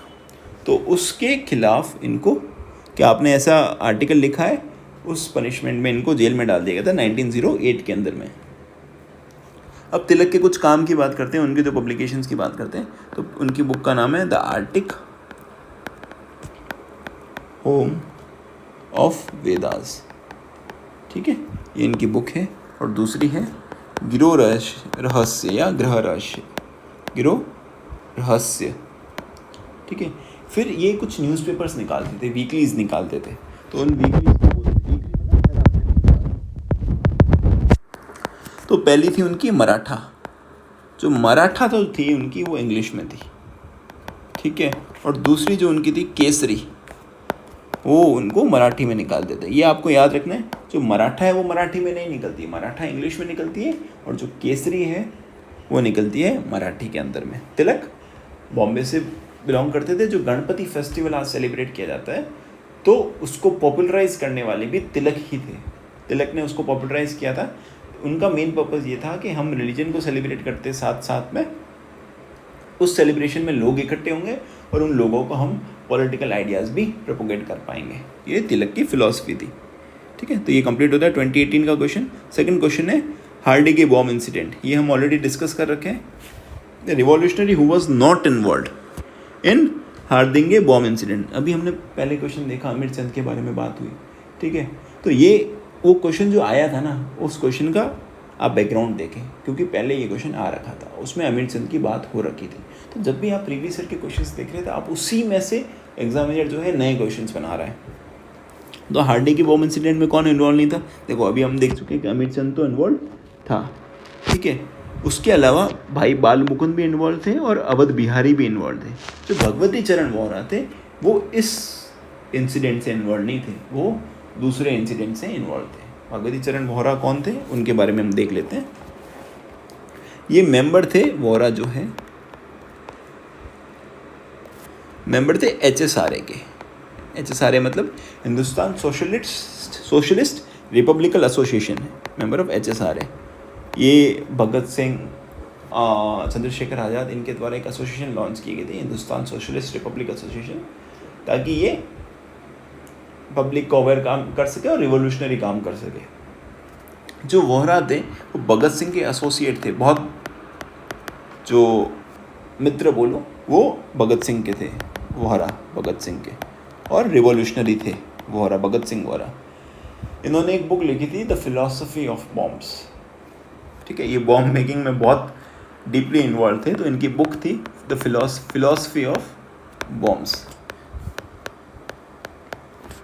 ठीक है, तो एक लाहौर कॉन्स्पिरेसी केस होती है ना 1929 वाली, जिसके बारे में हमें डिस्कस किया था, भगत सिंह, सुखदेव, राजगुरु, इन तीनों को जो फांसी होती है, वोहरा जो थे इसमें भी इन्वॉल्व थे, लाहौर कॉन्स्पिरेसी केस में भी, Lahore conspiracy case of 1929। Second Lahore, एक से पहले भी एक लाहौर कॉन्स्पिरेसी केस होता है, वो कौन सा होता है वो आपको मुझे कमेंट में बताना है। ये जो कॉन्स्पिरेसी केस में हुआ क्या था कि उन्होंने बॉम्बे की जो दिल्ली में जो सेंट्रल लेजिस्लेटिव असेंबली होती थी, उसमें उन्होंने बॉम्ब फेंक दिया था। किसने? भगत सिंह और बटुकेश्वर दत्त ने, इन दोनों ने बॉम्ब फेंक दिया था, और उसकी कॉन्स्पिरेसी में इन सबको भी गिरफ्तार किया गया था। ठीक है, ये तो एक्टिव थी अपनी फील्ड में, इनकी वाइफ भी एक्टिव थे, और बहुत आपने कई मूवीज़ में भी उनको देखा होगा, उनका नाम था दुर्गा भाभी। ठीक है, वो भी एक रिवॉल्यूशनरी थी, इनकी वाइफ का नाम था दुर्गा, जिसको पॉपुलरली वो नाम थी दुर्गा भाभी के नाम से। ठीक है, तो इनकी वाइफ भी एक रिवॉल्यूशनरी थी, उन्होंने भी बहुत सारे रिवॉल्यूशनरी काम किए। सेकंड क्वेश्चन, नेक्स्ट क्वेश्चन की तरफ बढ़ते हैं। तो थर्ड क्वेश्चन है 2018 का, who played the role of mediator in Gandhi Irwin pact. ठीक है, गांधी इरविन पैक्ट कब होती है ये आप, चलो मुझे ये चीज़ आप मुझे कमेंट में बताओ, गांधी इरविन पैक्ट। और इरविन पैक्ट की बात कर लेते हैं कि जब हम civil disobedience movement Gandhi ji launch करते हैं, ठीक है, और तो उसको रोकने के लिए एक पैक्ट होती है गांधी और इरविन के बीच में। ठीक है, तो गांधी जी उस CDM को एक बार के लिए, फर्स्ट जो CDM होता है उसको रोक लेते हैं, सिविल डिसोबीडियंस मूवमेंट को। गांधी जो थे इरविन के साथ में पैक्ट करते थे, उन पैक्ट में बहुत सारी चीज़ों पे एग्रीमेंट होता है, और दूसरा ये एग्रीमेंट जो होना होता था कि पब्लिक का एक्सपेक्टेशंस था कि जो जिन जिन लोगों को जेल में डाल दिया गया है तो उनको भी, सबको भी निकाला जाए। लेकिन जो एग्रीमेंट में फाइनलाइज होता है कि जो लोग किसी सीरियस ऑफेंसेस में कन्विक्टेड नहीं है, या मर्डर जैसे ऑफेंसेस में कन्विक्टेड नहीं है, उन सबको तो रिहा कर दिया जाए, जो बाकी जो ऐसे सीरियस ऑफेंसेस में कन्विक्टेड है उनको रिहा नहीं किया जाए।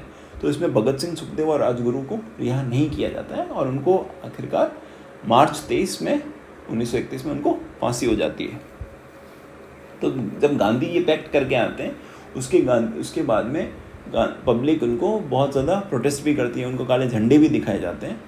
ठीक है, क्योंकि गांधी ने उन तीनों जो रिवॉल्यूशनरीज थे उनको उनकी रिहाई की बात नहीं की और उनकी रिहाई के लिए रिक्वेस्ट नहीं किया था। तो ये था Gandhi Irwin pact. Gandhi Irwin pact होने के बाद ही कांग्रेस एग्री करती है कि हम वो सेकेंड जो राउंड टेबल कॉन्फ्रेंसेस चल रही थी, उसके राउंड टेबल कॉन्फ्रेंसेस क्या है वो उसके बारे में बाद में देखेंगे, लेकिन जो सेकेंड राउंड टेबल कॉन्फ्रेंस थी 1931 में कांग्रेस एग्री करती है वहाँ जाना। फर्स्ट और थर्ड में कांग्रेस नहीं जाती है, लेकिन सेकेंड में वो कांग्रेस एग्री करती है कि हम जाते हैं, लेकिन वहाँ पे भी वहाँ कुछ बात नहीं बनती है और आखिरकार कांग्रेस आके वापस CDM को स्टार्ट कर देती है, जिसका सेकेंड जो CDM होता है उसको स्टार्ट कर लेती है। ये मैंने एक बार उसको शॉर्ट में बता दिया है आपको प्रॉपर जो क्या क्या प्रोविजंस थे गांधी इरविन एक्ट में, क्या क्या डिमांड्स रखी गई थी कांग्रेस के द्वारा और बाकियों के द्वारा। आगे भी हम देखेंगे, लेकिन एक बार आप उसे पढ़ लेना। तो गांधी इरविन पैक्ट के जो मीडिएटर थे वो थे तेज बहादुर सप्रू। देखो मोतीलाल नेहरू जवाहरलाल नेहरू के बाप थे, पिताजी थे, और ये साइमन कमीशन के बाद में जो एक कमेटी जॉइंट कमेटी बैठती है उसके चेयरमैन थे, जिसमें इंडिया के लोग कॉन्स्टिट्यूशन को एक प्रिपेयर करना चाहते थे। बेसिक आइडियाज़ ऑफ कॉन्स्टिट्यूशन क्या होंगे उस पर जो डिस्कशन हो रहा था उसमें मोतीलाल नेहरू जो थे उनके चेयरमैन थे। और इससे पहले भी नो चेंजर और प्रो चेंजर्स होते थे, उसमें भी one of the members Motilal Nehru थे नो चेंजर्स में से, ठीक है। और एनी बेसिन के बारे में हम डिस्कस कर चुके हैं, ठीक है, वो इम्पोर्टेंट है। Chintamani is not that important right now. तो सप्रू के बारे में बात करते हैं। तेज बहादुर सप्रू कौन थे? तेज बहादुर सप्रू एक लॉयर थे पेशे से। मेजॉरिटी आप जो भी फ्रीडम फाइटर्स देखेंगे वो लॉयर ही थे, ठीक है। सप्रू एक लॉयर थे, मोतीलाल नेहरू भी लॉयर थे, सप्रू भी एक लॉयर थे, और ये मॉडरेट फैक्शन से बिलोंग करते थे। जो बात जिनका ये फंडा था कि हम प्रेयर और पिटिशन से रिफॉर्म्स ले आएंगे इंडिया के अंदर में, ठीक है। और ये डोमिनियन स्टेटस को सपोर्ट करते थे। डोमिनियन स्टेटस क्या होता है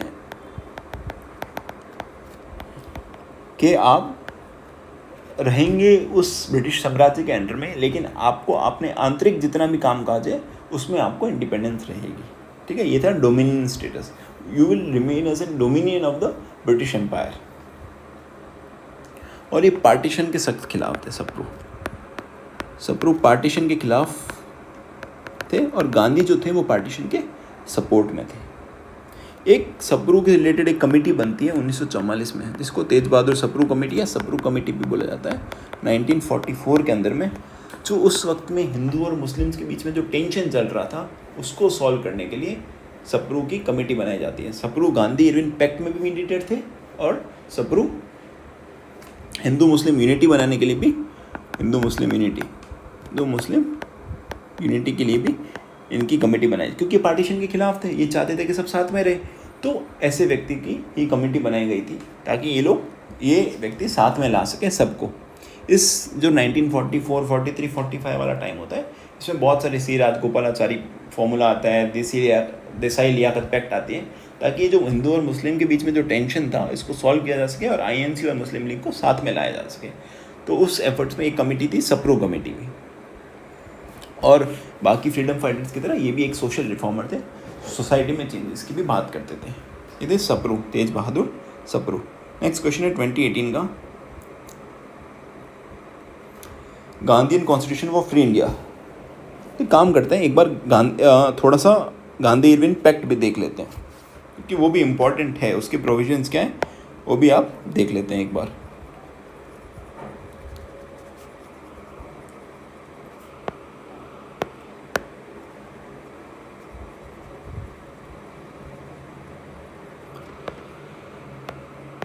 देखो, Gandhi Irwin pact, Lord Irwin थे, इंडिया के वाइसरॉय थे। तो इरविन क्या क्या डिमांड्स रखते हैं, इरविन कौन कौन सी डिमांड्स पे एग्री हो जाते हैं गांधी जी के। डिमांड्स क्या है वो हम डिस्कस नहीं कर रहे हैं, क्या क्या एग्री हो जाते हैं वही डिस्कस करते हैं, क्योंकि वो एग्जाम में वो ज़्यादा इंपॉर्टेंट है। वो बोलते हैं कि जो भी पॉलिटिकल प्रेशर्स है, जितने जो किसी भी वायलेंस के लिए कन्विक्टेड नहीं है, उन सबको हम रिलीज़ कर देंगे, ठीक है। जो भी फाइन्स जो है जिसको अभी तक कलेक्ट नहीं किया गया है, जो भी बहुत सारे फाइन्स लगाए गए थे ब्रिटिश गवर्नमेंट के द्वारा फार्मर्स के ऊपर और पीजेंट्स के ऊपर, तो जो भी फाइन्स हैं जिसको अभी तक कलेक्ट नहीं किया गया हम उनको रेमिट कर देंगे, उनके माफ़ कर देंगे, ठीक ठीक है। जो उन्होंने बहुत सारी लैंड कन्फिस्टिकेट कर दी थी, जो CDM चल रहा था उस दौरान उन्होंने बहुत सारी लैंड को हथिया लिया था, कन्फिस्टिकेट कर लिया था। तो जो भी लैंड अभी तक हमने किसी और को बेचा नहीं है, जो अभी तक पड़ी है, उन सबको भी हम उनको वापस दे देंगे। जिन गवर्नमेंट सर्वेंट्स ने रिटायर कर दिया है, जो रिटायरमेंट ले लिया था, बहुत सारे CDM में कई सर्वेंट ऐसे जो थे जो देश प्रेमी थे, उन्होंने रिटायरमेंट ले लिया था अपनी सर्विसेज से। तो जिन लोगों ने सर्विस से रिटायरमेंट ले लिया था उनको हम लीनियंट ट्रीटमेंट करेंगे और होगा तो उनको जॉब भी वापस दे देंगे। फिर CDM को स्टार्ट में आपको पता होगा, तो गांधी जी ने जो CDM स्टार्ट किया था वो सॉल्ट मार्च से स्टार्ट किया था, ठीक है। सॉल्ट मार्च या डांडी मार्च जिसको हम बोलते थे, उससे स्टार्ट किया था। तो उन्होंने बोला कि हम अलाउ करेंगे कोस्टल विलेजेस को कि वो खुद के लिए सॉल्ट बना सके, पर्सनल कंजम्पशन के लिए सॉल्ट बना सके। बेचने के लिए नहीं बना सकते, लेकिन पर्सनल कंजम्पशन के लिए सॉल्ट बना सकते हैं। और जो भी इमरजेंसी के टाइम पे ऑर्डिनेंसेस लाए थे कि लोगों को अरेस्ट करने के वगैरह के रिलेटेड जो भी ऑर्डिनेंसेस थे या लॉस थे, हम उसको वापस लेते हैं। ये मेनली वो डिमांड्स पे एग्री किया गया था। जो भी CDM में उन्होंने काम किए थे, हम उन सबको रिवर्स करते हैं। लेकिन गांधी की जो 2 इम्पॉर्टेंट डिमांड्स थी वो उन्होंने मना कर दी थी। पहली डिमांड क्या थी कि जो पुलिस ने ज़्यादती बढ़ती है, एक्सेसेस किए हैं पुलिस के, उस पर एक इंक्वायरी होनी चाहिए, पब्लिक इंक्वायरी। वाइसरॉय ने उसका मना कर दिया था कि हम नहीं करेंगे ऐसी इंक्वायरी। और जो भगत सिंह और उनकी डेथ सेंटेंस को कम्यूट कर दिया जाए, उसको एंड कर दिया जाए, इस पर भी एग्रीमेंट नहीं हो पाया था, उन्होंने एग्री नहीं किया था इरविन ने। गांधी ने क्या एग्रीमेंट किया? तो इतनी सारी कंसेशन होती है, तो गांधी ने क्या एग्रीमेंट किया? गांधी ने बोला कि हम CDM को एंड कर देंगे, सिविल डिसोबीडियंस मूवमेंट को एंड कर देंगे। साथ में जो next round table conference, second RTC जो थी, सेकेंड RTC में पार्टिसिपेट करेंगे। एक यही RTC होती है जिसमें कांग्रेस पार्टिसिपेट करती है, फर्स्ट और थर्ड में नहीं करते हैं। और उसमें जो गांधी जो थे वो सोल रिप्रेजेंटेटिव थे कांग्रेस के, सोल रिप्रेजेंट। गांधी अकेले ही गए थे कांग्रेस को रिप्रेजेंट करने के लिए ऑफ INC एंड CDM, ठीक है। CDM तो इन्होंने एंड कर ही दिया था, ठीक है। ये था मेन गांधी की तरफ से एग्रीमेंट। और इरविन ने क्या क्या चीज़ें एग्री की थी हमने उनको बता दिया। अब इस एक्ट की सबसे इम्पोर्टेंट बात ये थी कि ब्रिटिश गवर्नमेंट ने डायरेक्टली डील किया था कांग्रेस के साथ में, 1-to-1 डील हुआ था। इंडियन नेशनल कांग्रेस और ब्रिटिश गवर्नमेंट एक साथ बराबरी पे टेबल पे बैठी थी और उसमें एग्रीमेंट हुआ था। तो इस कारण से जो ब्रिटिश सरकार थी या ब्रिटेन जो था, इसमें इस पैक्ट का काफ़ी इससे प्रोटेस्ट किया गया। तो कैसे बोल रहे थे कि कैसे ब्रिटिश गवर्नमेंट कांग्रेस को अपने साथ में बिठा सकती है और उसके साथ में एग्रीमेंट कर सकती है। इससे जो कांग्रेस की पोजीशन थी वो बहुत स्ट्रांग हो गई थी। ये थी गांधी इरविन पैक्ट। आपको मुझे कमेंट में बताना कि दांडी मार्च कब होता है, ठीक है। 2018 Who has authored the Gandhian Constitution for Free India? एक बुक है, उसको ऑथर किसने किया था? तो वो है हुमायूं कबीर। हमने पहले भी देखा था कि कॉन्स्टिट्यूशन रिलेटेड बहुत सारी बुक्स के बारे में क्वेश्चन आ रखे हैं। पॉलिटी में भी क्वेश्चन, हम उसको पॉलिटी में भी अरेंज कर सकते हैं, हिस्ट्री में भी अरेंज कर सकते हैं। तो इन बहुत सारे क्वेश्चन आ रखे हैं कॉन्स्टिट्यूशन रिलेटेड बुक्स हैं, तो उनको आपको एक बार बहुत अच्छे से देखना है। हर साल कोई ना कोई क्वेश्चन आ ही रहा है किसी न किसी तरीके से, ठीक है। तो ये बुक थी Gandhian constitution of free India, जिसको लिखी थी हुमायूं कबीर ने। नेक्स्ट क्वेश्चन है 2018 का 5th question. Which of the following election to central legislative assembly were held under the government of India act 1919?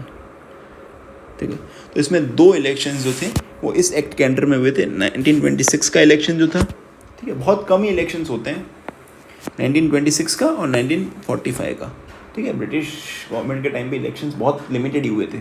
तो ये जो 26 का और 45 का इलेक्शन जो था वो 1919 के एक्ट के अकॉर्डिंग हुआ था। तो 37 का इलेक्शन जो था वो हुआ था गवर्नमेंट ऑफ इंडिया एक्ट 1935। ये एक्ट के बहुत सारे प्रोविजन से लोग एग्री नहीं थे, इसलिए जो 1945 का इलेक्शन फिर से करवाया जाता है वो फिर से 1919 एक्ट के अकॉर्डिंग ही होता है। तो ये होता है A और C इसका आंसर हो जाएगा, ठीक है। ये आपको याद रखना है। जो 1937 का इलेक्शन था वही सिर्फ 1935 एक्ट के अकॉर्डिंग हुआ था। बाकी जो दोनों 1926 और 1945 के इलेक्शंस होते हैं वो होते हैं 1919 के एक्ट के अकॉर्डिंग, जिसको 1919 एक्ट को क्या बोलते हैं? Montagu Chelmsford reforms. ये हम पहले ही डिस्कस कर रखे हैं पॉलिटी में। ये नेक्स्ट क्वेश्चन है 2016 का, which one of the following pairs is not correctly, ठीक है, जो नॉट करेक्टली मैच्ड। ये ब्रिटिशर्स की पॉलिसीज़ के बारे में है। पहली है रिंग फेंस पॉलिसी, इसको कौन लेके आया था? Warren Hasting. रिंग फेंस का मतलब ये था कि हम बहुत सारे जो अपना हमारा जितना भी ब्रिटिश का पोजेशंस हैं, जो हमारे ब्रिटिश प्रोविंसेस हैं या जो एरिया ब्रिटिश के कंट्रोल में, उसके आसपास के एरियाज़ को एज अ शील्ड यूज़ करेंगे, ताकि जो मराठा और अफगान इन्वेडर्स हैं उनसे हम खुद को बचा सकें। तो उनका ये पर्पस था वॉरेन हेस्टिंग का कि हम अपने आसपास वाली स्टेट्स को एज अ शील्ड यूज़ करेंगे ताकि हम अपने एरियाज़ को प्रोटेक्ट कर पाएँ। ये थी ring fence policy by Warren Hasting. ये स्टेटमेंट सही है। सेकेंड है सेपरेशन ऑफ ठगी। जो ठग वाला बहुत ज़्यादा सिस्टम चला। ठगी का सिस्टम क्या था कि इंडिया में उस टाइम पे जो आर्मीज़ होती थी या जो सोल्जर्स होते थे, कई ऐसे प्राइवेट सोल्जर्स भी होते थे जो पैसे पे काम करते थे किसी भी आर्मीज़ में। तो ब्रिटिशर्स ने बहुत जगह पे आप देखोगे तो अपनी आर्मीज़ देना स्टार्ट कर दिया था, और साथ में बहुत जगहों पे कंट्रोल कर दिया था कि युद्ध वगैरह चीज़ें ना हो, ठीक है। तो इन लोगों के पास काम नहीं बचा, तो ये लोग जब भी इनके पास कोई काम नहीं बचा था तो ये लोग लूटपाट मचाते थे। तो ब्रिटिशर्स ने वहाँ पे भी कंट्रोल करना स्टार्ट कर दिया कि ये लोग लूटपाट भी ना बचा पाए। तो इसको बोलते जो ठगी वाला सिस्टम था, ब्रिटिशर्स ने उसको भी बंद कर दिया। इसको बंद करने में इम्पोर्टेंट रोल जो था वो था विलियम बेंटिक था, ठीक है। ये गवर्नर जनरल थे, first governor general of India थे विलियम बेंटिक। थर्ड है वर्नाकुलर प्रेस एक्ट। देखो वर्नाकुलर प्रेस एक्ट 1878 में आती है, ठीक है। इस एक्ट का जो पर्पस था कि जो भी वर्नाकुलर पेपर्स थे, जो भी इंडियन लैंग्वेजेस में न्यूज़पेपर थे, उनको ऊपर रेस्ट्रिक्शंस लगा दी, उन पे बैन लगा दिया। तो बहुत सारे जो न्यूज़पेपर थे वो इंग्लिश में कन्वर्ट हो गए, ठीक है। एक ऐसा न्यूज़पेपर बताओ कि जो पहले इंडियन लैंग्वेज में होता था लॉन्च, लेकिन जैसे ही वर्नाकुलर प्रेस एक्ट पब्लिश होता है उसके बाद में वो रातों रात इंग्लिश में पब्लिश होना स्टार्ट हो जाता है। ऐसा न्यूज़पेपर कौन सा था वो आपको कमेंट में बताना है। तो ये वर्नाकुलर प्रेस एक्ट जो लाने वाला व्यक्ति था वो था लिटन। लिटन ऐसे बहुत सारे रिफॉर्म्स लाता है जो इंडिया में इंडियंस के खिलाफ होते हैं, इंडियंस की फ्रीडम के खिलाफ होते हैं, ठीक है। ये 1878 में वर्नाकुलर प्रेस एक्ट लाया जाता है जो इंडियन लैंग्वेज न्यूज़पेपर्स के खिलाफ में था। इस एक्ट को रिपील कर दिया जाता है बहुत सारी प्रोटेस्ट के बाद में 1882 में, और इसको रिपील करने वाला व्यक्ति कौन होता है लॉर्ड रिपन। लॉर्ड रिपन काफ़ी प्रोग्रेसिव व्यक्ति था, उसने बहुत सारे ऐसे रिफॉर्म्स लाने की कोशिश की जो इंडियंस के हित में थे, ठीक है। ये थे लॉर्ड रिपन। तो ये स्टेटमेंट गलत हो जाता है, कर्जन नहीं थे। इसको लाने वाला, वर्नाकुलर प्रेस एक्ट को लाने वाला कौन था? लिटन था, और इसको रिपील करने वाला था वो था लिटन 1882 में। इल्बर्ट बिल आता है, जिसको इल्बर्ट बिल के कारण इल्बर्ट बिल कंट्रोवर्सी भी होती है, वो बिल आता कौन है? रिपन लेके आता है। इल्बर्ट बिल क्या था? 1883 में आता है, ठीक है। उसमें ये था कि जो सीनियर इंडियन मजिस्ट्रेट्स थे उनको अलाउ किया गया कि वो ऐसे केसेस को डील कर सकते हैं जिसमें ब्रिटिश सब्जेक्ट्स इन्वॉल्व थे। इससे पहले क्या सीन था कि जिस भी केस में ब्रिटिश सब्जेक्ट्स इन्वॉल्व थे या कोई भी ब्रिटिशर्स इन्वॉल्व था तो उसको सिर्फ ब्रिटिश जज ही उस केस को रूल कर सकता था, उस केस पे सुनवाई कर सकता था। लेकिन रिपन ने इल्बर्ट बिल लाने के साथ में उन्होंने क्या अलाउ किया कि जो भी सीनियर इंडियन मजिस्ट्रेट्स हैं वो ब्रिटिश सब्जेक्ट्स को प्रोसिक्यूट कर सकते हैं, ऐसे केसेस में प्रिसाइड कर सकते हैं। लेकिन ब्रिटिशर्स ने इसके खिलाफ में बहुत प्रोटेस्ट किया, ठीक है। तो आखिरकार रिपन को ये बिल वापस लेना पड़ा। तो ये बिल क्यों इम्पॉर्टेंट है कि इस बिल ने इंडियंस को सिखाया कि हमको हमारे हक के लिए प्रोटेस्ट करना पड़ेगा, ठीक है। 1883 का बिल है ये, ठीक है। इसके बाद में ही कांग्रेस का एस्टेब्लिशमेंट होता है। ये बिल बहुत सिखाता है कि ब्रिटिशर्स को जब भी उनके ऊपर इंडियंस के राज करने का हक दिया गया, इंडियंस को जब उनके ऊपर प्रिसाइड करने का हक दिया गया, उन्होंने कैसे प्रोटेस्ट कर लिया और अपनी बातें मनवा ही ली। तो फिर इंडियंस भी इंस्पायर हुए इस चीज़ से, उन्होंने भी कांग्रेस को एस्टेब्लिशमेंट किया और वो लोग प्रोटेस्ट करने लगे अपने हक के लिए। तो ये थी इल्बर्ट बिल। ये भी स्टेटमेंट सही है कि इसको रिपन ने पास किया था, ठीक है। तो इसका आंसर हो जाएगा third, vernacular press act by Curzon. Next question की तरफ बढ़ते हैं। ये 2013 का पहला क्वेश्चन।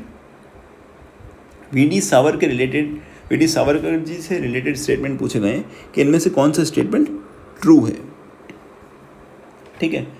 तो पहला था कि ही फाउंडेड अभिनव भारत, अ रिवॉल्यूशनरी ऑर्गेनाइजेशन। जी हाँ, उन्होंने अभिनव भारत ऑर्गेनाइजेशन लॉन्च की थी, और उन्होंने एक और ऑर्गेनाइजेशन भी लॉन्च की थी जिसको बोलते थे फ्री इंडिया सोसाइटी।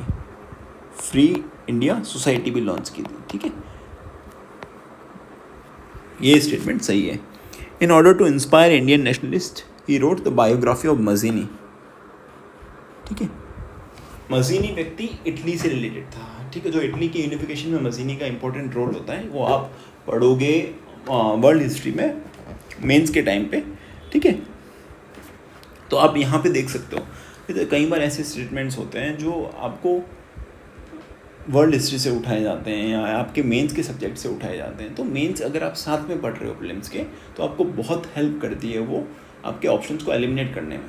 हमने पॉलिटी के टाइम पे भी देखा था, बहुत सारे PYQs ऐसे थे जो मेंस के टॉपिक से सीधा उठाए गए थे, ठीक है। तो अगर मेंस आपने अच्छे से पढ़ रखा है प्रीलिम्स के साथ साथ में अभी, तो वो आपको हेल्प करेगा कहीं ना कहीं ऑप्शंस को एलिमिनेट करने में या डायरेक्टली क्वेश्चंस को सॉल्व करने में। इन्होंने एक बुक भी ऑथर की थी, Indian war of independence in 1857, जो रिवॉल्ट ऑफ 1857 जो होता है उसके ऊपर ये बुक लिखी गई थी। और इसमें वी.डी. सावरकर बोलते हैं कि ये जो वॉर था वो फर्स्ट वॉर ऑफ इंडिपेंडेंस था, फर्स्ट वॉर ऑफ इंडिपेंडेंस था। पहले ये वी.डी. सावरकर ही थे जिन्होंने 1857 के वॉर को फर्स्ट वॉर ऑफ इंडिपेंडेंस बोला था। ये भी स्टेटमेंट सही है। एक बार वो चलती हुई नाव में से कूद गए थे सी में, ताकि वो ब्रिटिश उनको जब अरेस्ट करने आए तो वो चलती नाव में से कूद गए थे। ये भी सत्य है। तो ये चारों स्टेटमेंट्स ट्रू है वी.डी. सावरकर के रिलेटेड, ठीक है।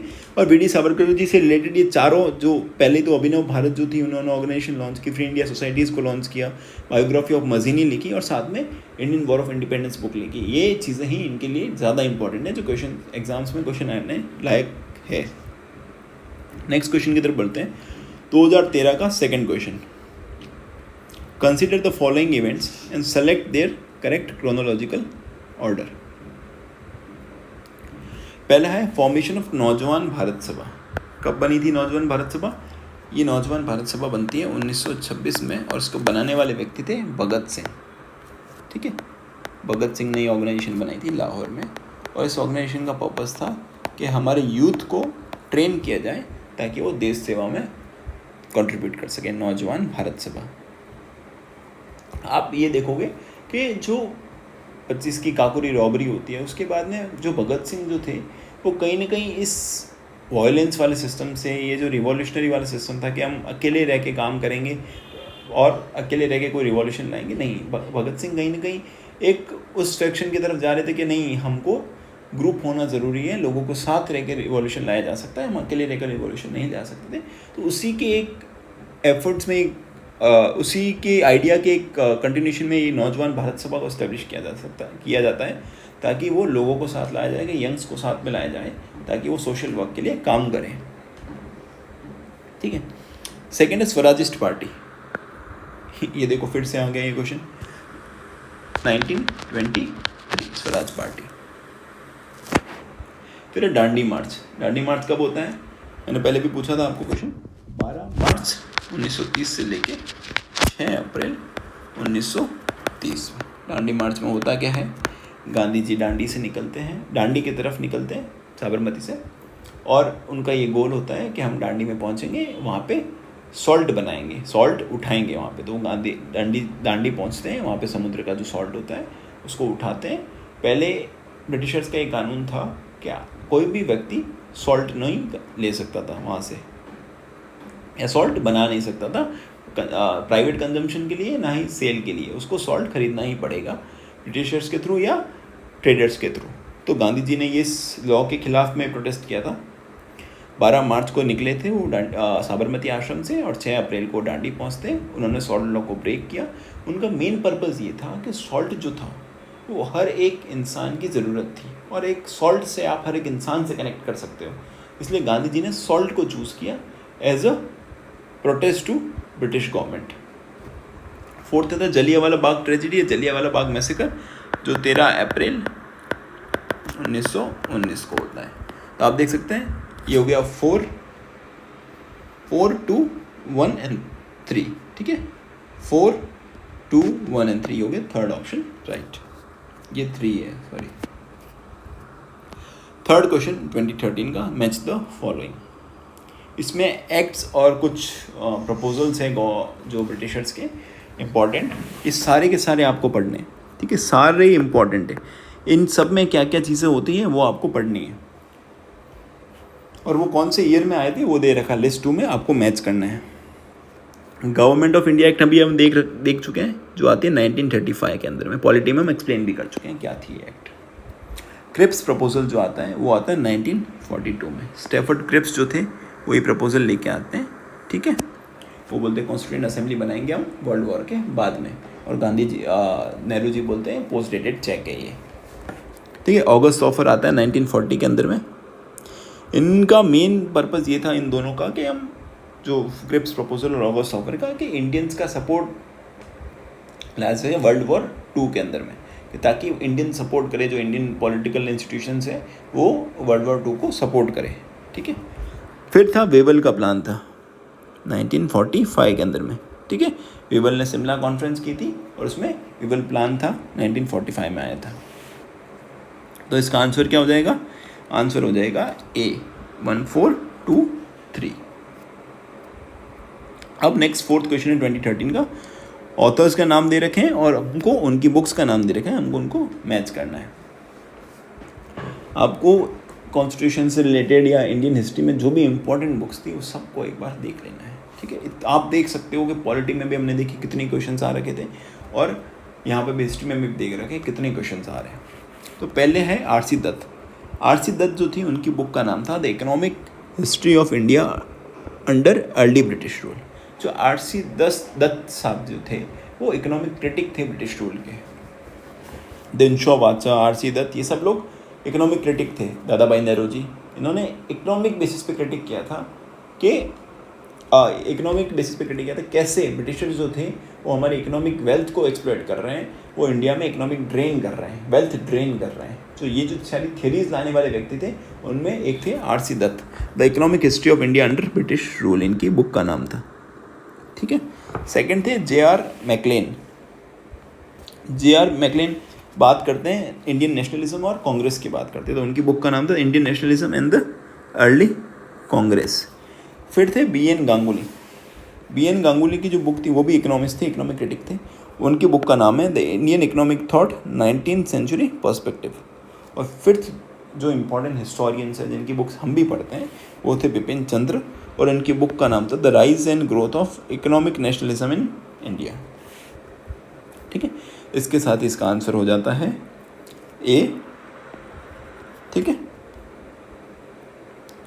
2012 का फर्स्ट क्वेश्चन है who among the following became the president of Indian National Congress. इनमें से कौन जो था इंडियन नेशनल कांग्रेस का प्रेसिडेंट बनता है? हम ऑलरेडी देख चुके हैं कौन थे। 1917 में बनती है Annie Besant Indian National Congress की प्रेसिडेंट। ये तीनों एक्टिव थे, ये तीनों के तीनों इम्पॉर्टेंट फ्रीडम फाइटर्स थे, ठीक है, हमारे कंट्री के। तो लेकिन जो एनी बेसेंट थी, यही एक अकेली थी इन चारों में से जिनको प्रेसिडेंट बनाया गया था कांग्रेस का। आपको एक काम करना है, आपको देखना है कि कौन कौन से अभी तक वुमेन प्रेसिडेंट हो रखे हैं कांग्रेस के अंदर में। आपको लिस्ट बनानी है कि कौन कौन से साल में और कौन कौन से जो व्यक्ति जो थे वुमेन प्रेसिडेंट थे। जो सबसे पहली वुमेन जो प्रेसिडेंट थी वो थी एनी बेसेंट, और जो फर्स्ट इंडियन वुमेन प्रेसिडेंट थी, ऐसी व्यक्ति जो इंडियन थी, वो थी सरोजनी नायडू। 1925 में वो प्रेसिडेंट बनती है कांग्रेस की, ठीक है। बाकी और कौन कौन हुए थे वो आपको एक बार देख लेना है। हमने नेली सेन गुप्ता के बारे में ऑलरेडी देख चुके हैं, ठीक है। अब हम थोड़ी सी बात कर लेते हैं एनी बेसेंट के बारे में। बेसेंट जो थी वो एक आयरिश वुमेन थी, ठीक है, आयरलैंड से आई थी, और वो इंडिया में आई थी 1893 के अंदर में। Came to India in 1893। ये विजिट करने आई थी लेकिन यहीं पे फिर वो बस गई थी।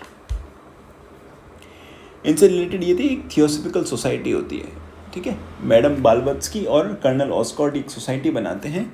ये जो बेसेंट जो थी उसको फाउंड तो नहीं किया था उन्होंने, बहुत पहले बन चुकी थी वो सोसाइटी, लेकिन ये प्रेसिडेंट रही थी थियोसॉफिकल सोसाइटी की, प्रेसिडेंट ऑफ थियोसॉफिकल, काफ़ी टाइम तक इसकी प्रेसिडेंट रही थियोसॉफिकल सोसाइटी 1907 से लेके 1933 1993 तक ये उसकी प्रेसिडेंट रहती है। साथ में ये इंडिया में ब्रिटिशर्स के खिलाफ में लोगों को इकट्ठा करने में बहुत ज़्यादा हेल्प करती है। तो ये एक मूवमेंट लॉन्च करती है, होम रूल लीग, ठीक है। होम रूल लीग जो मूवमेंट होता है ये लॉन्च करती है। तिलक ने भी ऐसा ही मूवमेंट लॉन्च किया था। तिलक के मूवमेंट को भी होम रूल लीग मूवमेंट बोलते हैं, लेकिन जो इनी बेसेंट वाला होता है उसको बोलते हैं all India home rule league, ठीक है। इन्होंने ये लॉन्च की थी सितंबर 1916 में, और जो तिलक वाला था उसको तिलक ने लॉन्च किया था अप्रैल 2016 में, ठीक है। ये आपको याद रखना ये चीज़। जो तिलक वाला मूवमेंट जो था एक कंपैरेटिवली कम एरियाज में, महाराष्ट्र और उसके आसपास वाले एरियाज तक ही लिमिटेड था। जो एनी बेसेंट वाला जो था वो तिलक के एरियाज़ के अलावा पूरे इंडिया में उन्होंने इसको लॉन्च किया था, होम रूल लीग को। और इस मूवमेंट का मेन पर्पस था कि इंडिया में इंडियंस का रूल होना चाहिए, ना कि ब्रिटिशर्स था। आयरलैंड में भी एक ऐसा मूवमेंट लॉन्च होता है जिसको होम रूल मूवमेंट लॉन्च होता है, उसी से इंस्पिरेशन लेके एनी बेसेंट और तिलक ने ये मूवमेंट लॉन्च किया था। जो हमने बात की 1916 के लखनऊ पैक्ट, मॉडरेट और एक्सट्रीमिस्ट की जो यूनिटी होती है, उस यूनिटी को बनाने के लिए, इन दोनों को साथ में लाने में तिलक और एनी बेसेंट दोनों का बहुत इंपॉर्टेंट रोल होता है, ठीक है। इसी कंट्रीब्यूशन को देखते हुए उनको 1917 में प्रेसिडेंट बनाया जाता है आईएनसी का, ठीक है, प्रेसिडेंट ऑफ आईएनसी, ठीक है। और 1917 में उन्होंने एक वन ऑफ द फाउंडर थी वो एक वुमेन इंडिया एसोसिएशन की, ठीक है, जहाँ पे वुमेन की पॉलिटिकल राइट्स की बात की गई थी कि औरतों को राइट टू वोट होना चाहिए और बाकी जो भी पॉलिटिकल अधिकार है वो होने चाहिए। उसके लिए उन्होंने 1917 में वुमेन इंडिया एसोसिएशन भी लॉन्च की थी। इससे पहले की बात है जब 1893 में हुई थी, 1898 में उन्होंने एक बहुत इंपॉर्टेंट इंस्टीट्यूशन लॉन्च किया था, जिसको बोलते हैं सेंट्रल हिंदू स्कूल। एक बनारस में या वाराणसी में इन्होंने लॉन्च किया था सेंट्रल हिंदू स्कूल इन वाराणसी, ठीक है, वाराणसी, जो बाद में बन गई थी। इसको मदन मोहन मालवीय के एफर्ट से इसको बना दिया गया था बनारस हिंदू यूनिवर्सिटी, ठीक है। एमएम मालवीय जो थे उनके एफर्ट से, एमएम मालवीय उसके लिए चंदा लेने राजस्थान में भी आते हैं, और राजस्थान हिस्ट्री में पढ़ते हो, बनारस हिंदू यूनिवर्सिटी के लिए चंदा लेने वो आते हैं राजस्थान में। तो 1916 में उनके एफर्ट से इसको बनारस हिंदू यूनिवर्सिटी बना दिया गया था। बाद में जो एनी बेसेंट होती है वो कांग्रेस को छोड़ देती है, क्योंकि वो जो गांधी के आइडियाज़ थे नॉन कोऑपरेशन मूवमेंट और सिविल डिसोबीडियंस मूवमेंट, उसके एजेंडा से वो काफ़ी एग्री नहीं करती है, इसलिए वो बाद में कांग्रेस को छोड़ देती है। ये थे Annie Besant, first women president of Indian National Congress. फिर आता है 2010 का क्वेश्चन है, Mahatma Gandhi president over only one session of the INC in 1924। Gandhi ji ने सिर्फ एक ही बार वो कांग्रेस के प्रेसिडेंट रहे थे 1924 के अंदर में। वो सेशन कौन सा था? बेलगांव सेशन था। गांधी ने सिर्फ एक ही बार कांग्रेस को लीड किया था बेलगांव सेशन में। जैसे हमने कॉन्स्टिट्यूएंट असेंबली को पढ़ा था ना, उसमें एक और फैक्ट है, कई बार क्वेश्चन आ सकता है कि उसके मेंबर्स कौन कौन थे। तो उसमें याद रखना कि गांधी और जिन्ना दोनों ही कॉन्स्टिट्यूएंट असेंबली के मेंबर्स नहीं थे, ठीक है। न गांधी थे न जिन्ना थे। उस टाइम के जितने भी पॉलिटिकल लोग जो थे, पॉलिटिकल लीडर्स थे, सब मेंबर्स थे लगभग, लेकिन गांधी और जिन्ना जो थे वो कॉन्स्टिट्यूएंट असेंबली के मेंबर्स नहीं थे। नेक्स्ट क्वेश्चन है 2010 का second question, where did the Congress working committee met to pass the quit India resolution on 14 July 1942। Resolution जो पास होता है वो होता है वर्धा के अंदर में 14 जुलाई 1942 में, ठीक है, कांग्रेस वर्किंग कमेटी के द्वारा। लेकिन जो मूवमेंट लॉन्च होता है वो होता है 8 अगस्त। अब एक सेकंड, आप देखोगे कि जो बहुत सारे मूवमेंट्स लॉन्च होते हैं वो अगस्त में ही होते हैं। 8 अगस्त 1942 में लॉन्च होता है मूवमेंट। वो कहाँ से लॉन्च होता है? ग्वालियर टैंक मैदान है, वहाँ से लॉन्च होता है। और ये मैदान कहाँ है? बॉम्बे में। जो मूवमेंट लॉन्च होता है वो बॉम्बे से होता है 8 अगस्त 1942 में, लेकिन इस मूवमेंट को अप्रूव करने वाला जो रिजोल्यूशन है वो पास होता है वर्धा में 14 जुलाई 1942 में। नेक्स्ट क्वेश्चन की तरफ बढ़ते हैं। 2008 का क्वेश्चन है, who represented the Congress in second round table conference. हमने अभी ऑलरेडी डिस्कस कर लिया था, गांधी जो थे वो सोल रिप्रेजेंटेटिव थे कांग्रेस की तरफ से राउंड टेबल कॉन्फ्रेंसेस में। 3 कॉन्फ्रेंसेस होती है, first RTC, second RTC third RTC. Second में हमने देखा कि गांधी जो थे वो मौजूद थे। तो पहली आरटीसी जो होती है वो कब होती है? 1930 नवंबर में, नवंबर 1930 में। सेकंड जो आरटीसी होती है वो होती है सितंबर 1931 में। और थर्ड वाली जो होती है फिर से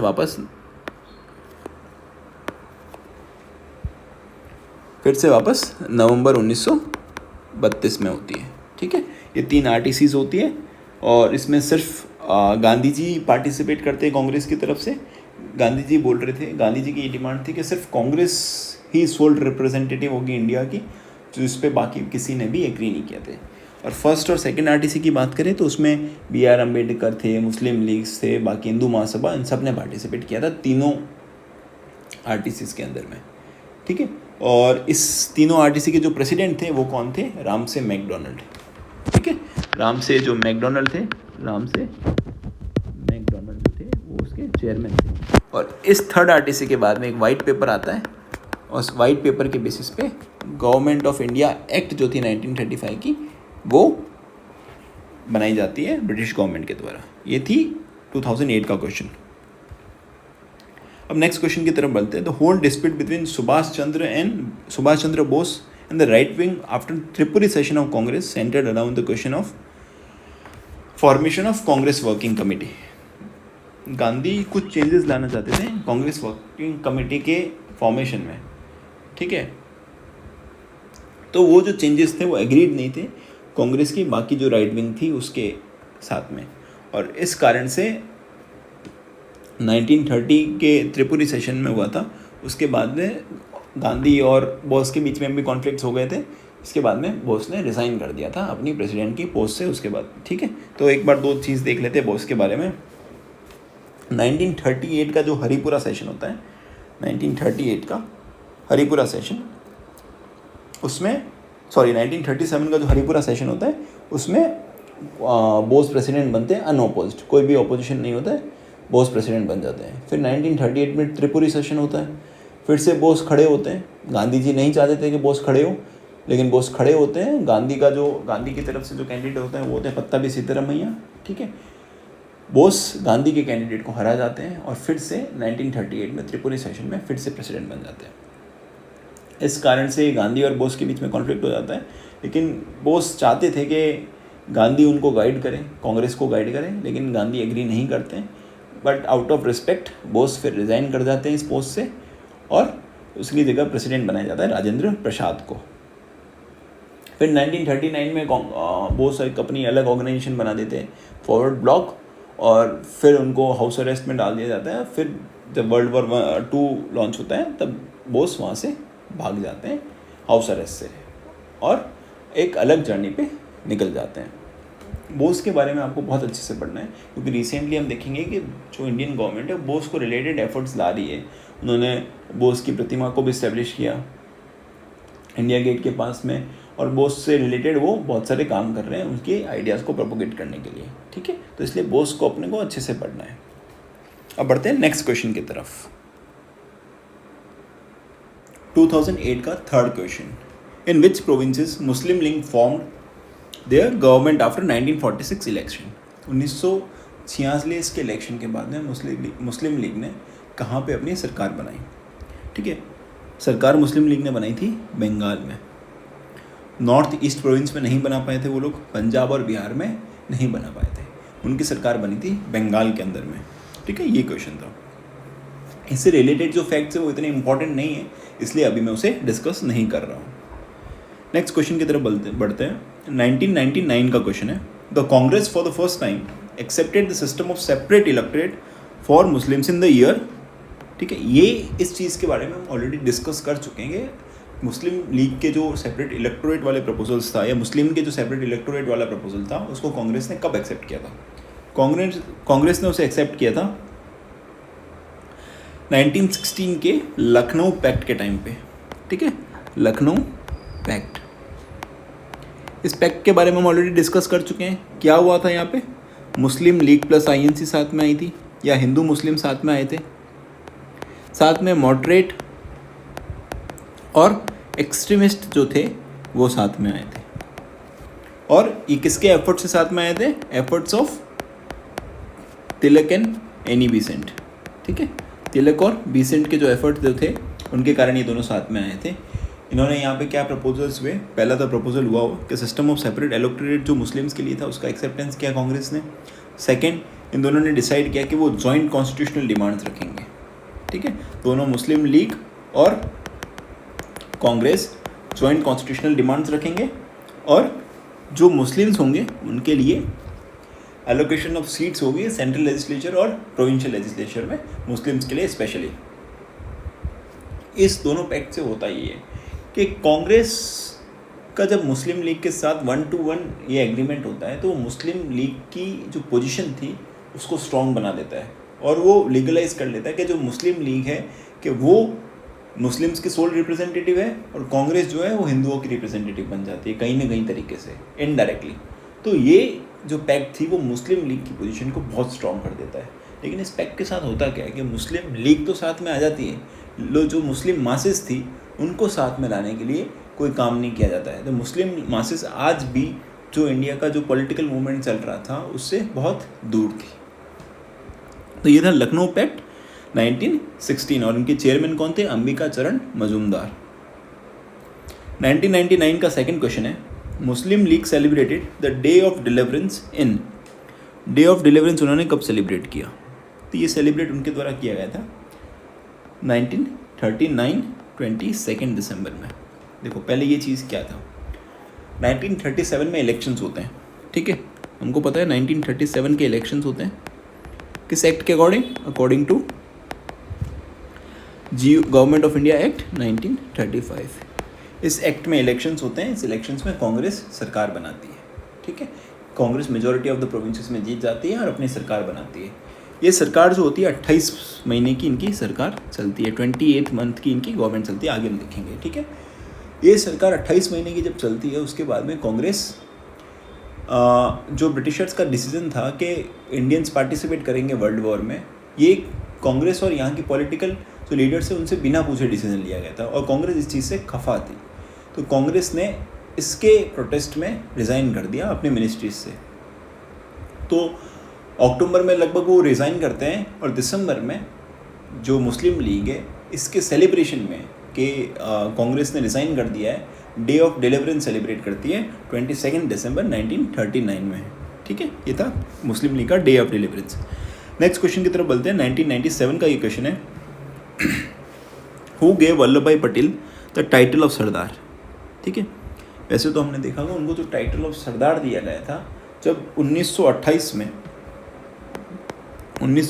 में जब वो बारडोली सत्याग्रह को लीड करते हैं, बारडोली सत्याग्रह को वो लीड करते हैं, तब वहाँ की औरतें उनको टाइटल देती है। लेकिन जो टाइटल प्रोवाइड किया गया था महात्मा गांधी के द्वारा प्रोवाइड किया गया था on the behalf of womens of Bardoli.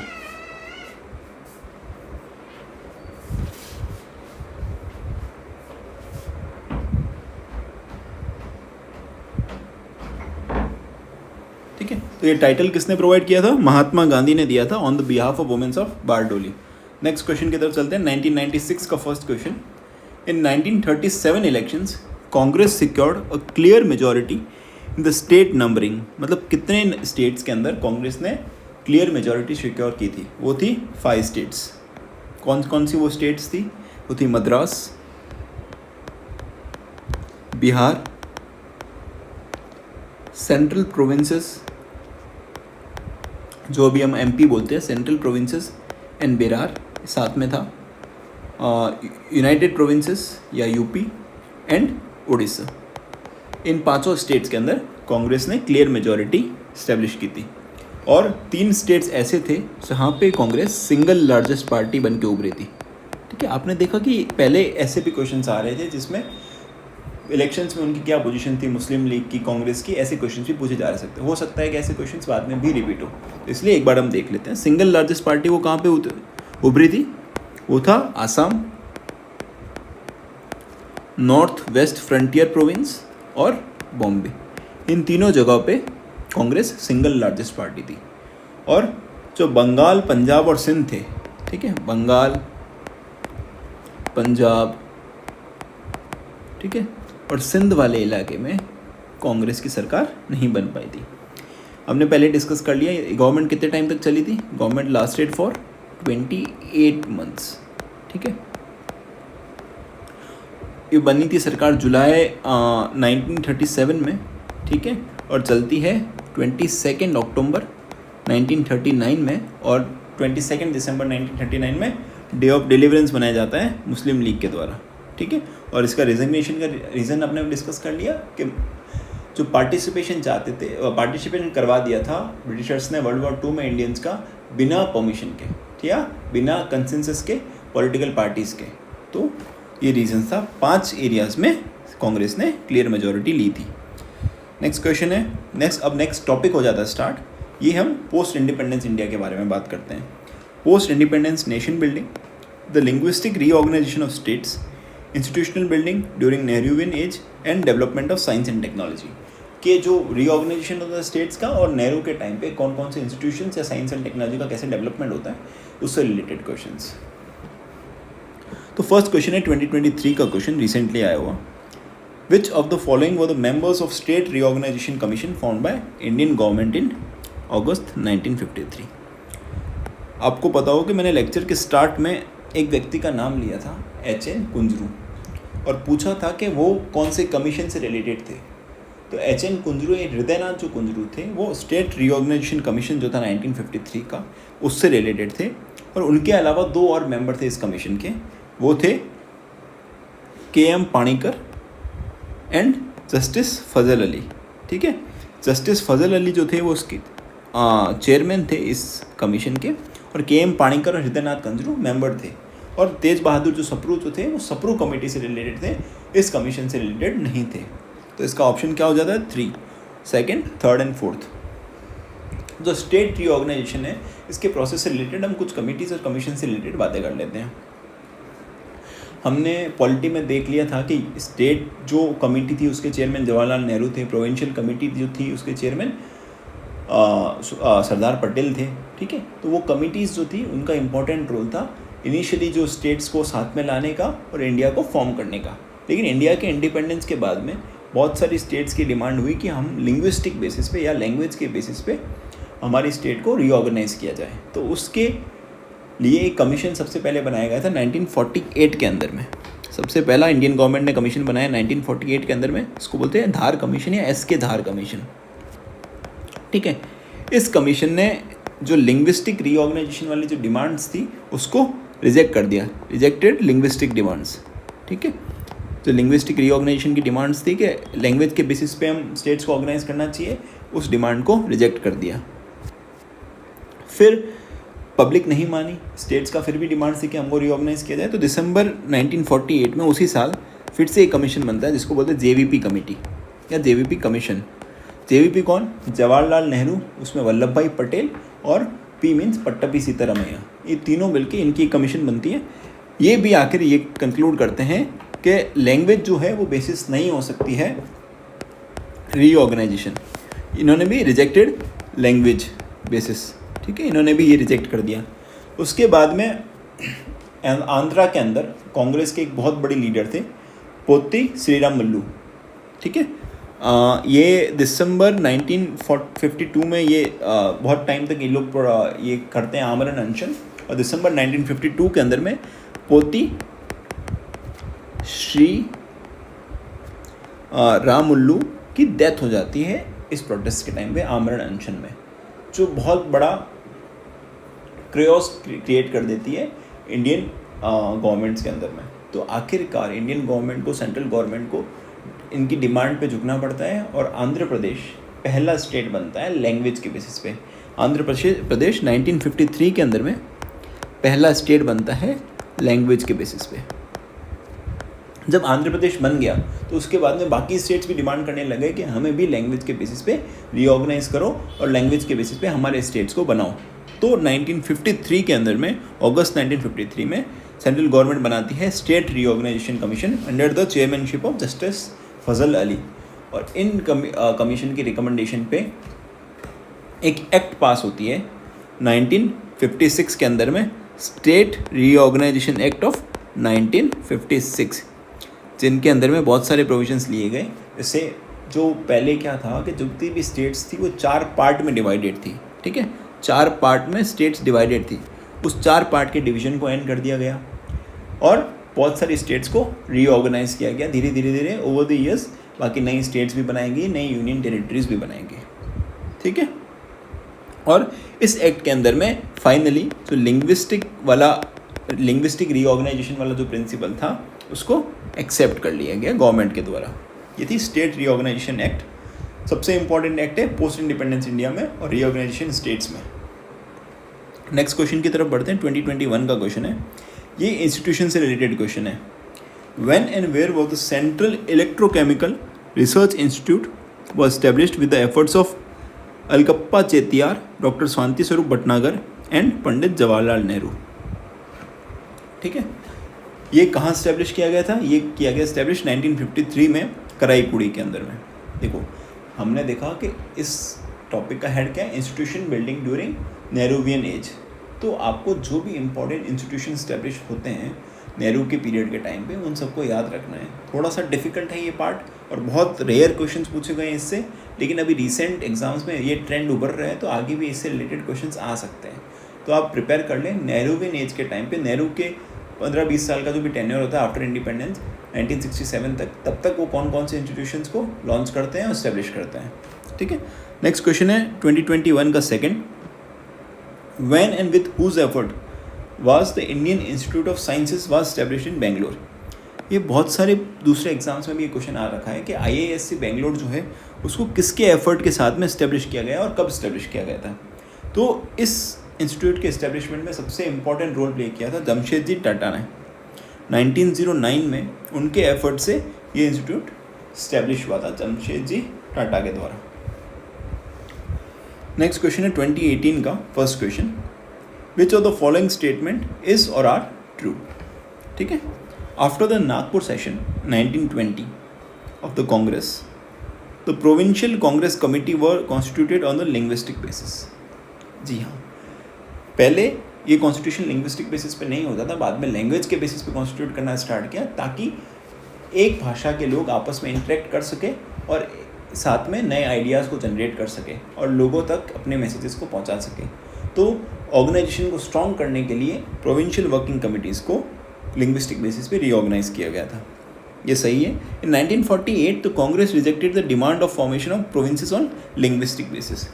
ये भी स्टेटमेंट सही है। अभी हम देख चुके हैं SK धार कमीशन जो बना था उसमें भी रिजेक्ट किया गया और JVP कमेटी में भी रिजेक्ट कर दिया गया कि हम लिंग्विस्टिक बेसिस पे नहीं बनाएंगे प्रोविंसेस को। तो both the statements are true. इसके साथ में हमारा जो ये हिस्ट्री वाला PYQ सेक्शन है कंप्लीट होता है और जितने भी PYQs थे टिल 1996 1997 हम सारे कंप्लीट कर चुके हैं और कोशिश की है कि आपको उसके पैटर्न को समझाया जाए और साथ में जो भी उससे रिलेटेड कंटेंट था उसका भी एक बार आपके साथ में रिवीजन हो गया। सेकंड चीज़ मैं आपको ये बोलना चाहूँगा, जिन भी लोगों ने अभी तक चैनल को सब्सक्राइब नहीं किया है वो प्लीज़ उसको कर लें, क्योंकि इससे हमको आइडिया लगता है कि एग्जैक्टली ऑडियंस क्या डिमांड करती है और क्या वो चीज़ पसंद करती है, ताकि हम वैसी ही चीज़ आपके लिए ला सकें। So we are done for the day. और आपको जो भी नोट्स चाहिए और PYQ की PDF चाहिए वो आपको हमारे Telegram channel CSE Express _RS पे मिल जाएगी या उसका लिंक आप डिस्क्रिप्शन में देख सकते हैं या सीधा यहाँ से ये चीज़ लिख के सर्च भी कर सकते हैं। सो मिलते हैं नेक्स्ट लेक्चर में।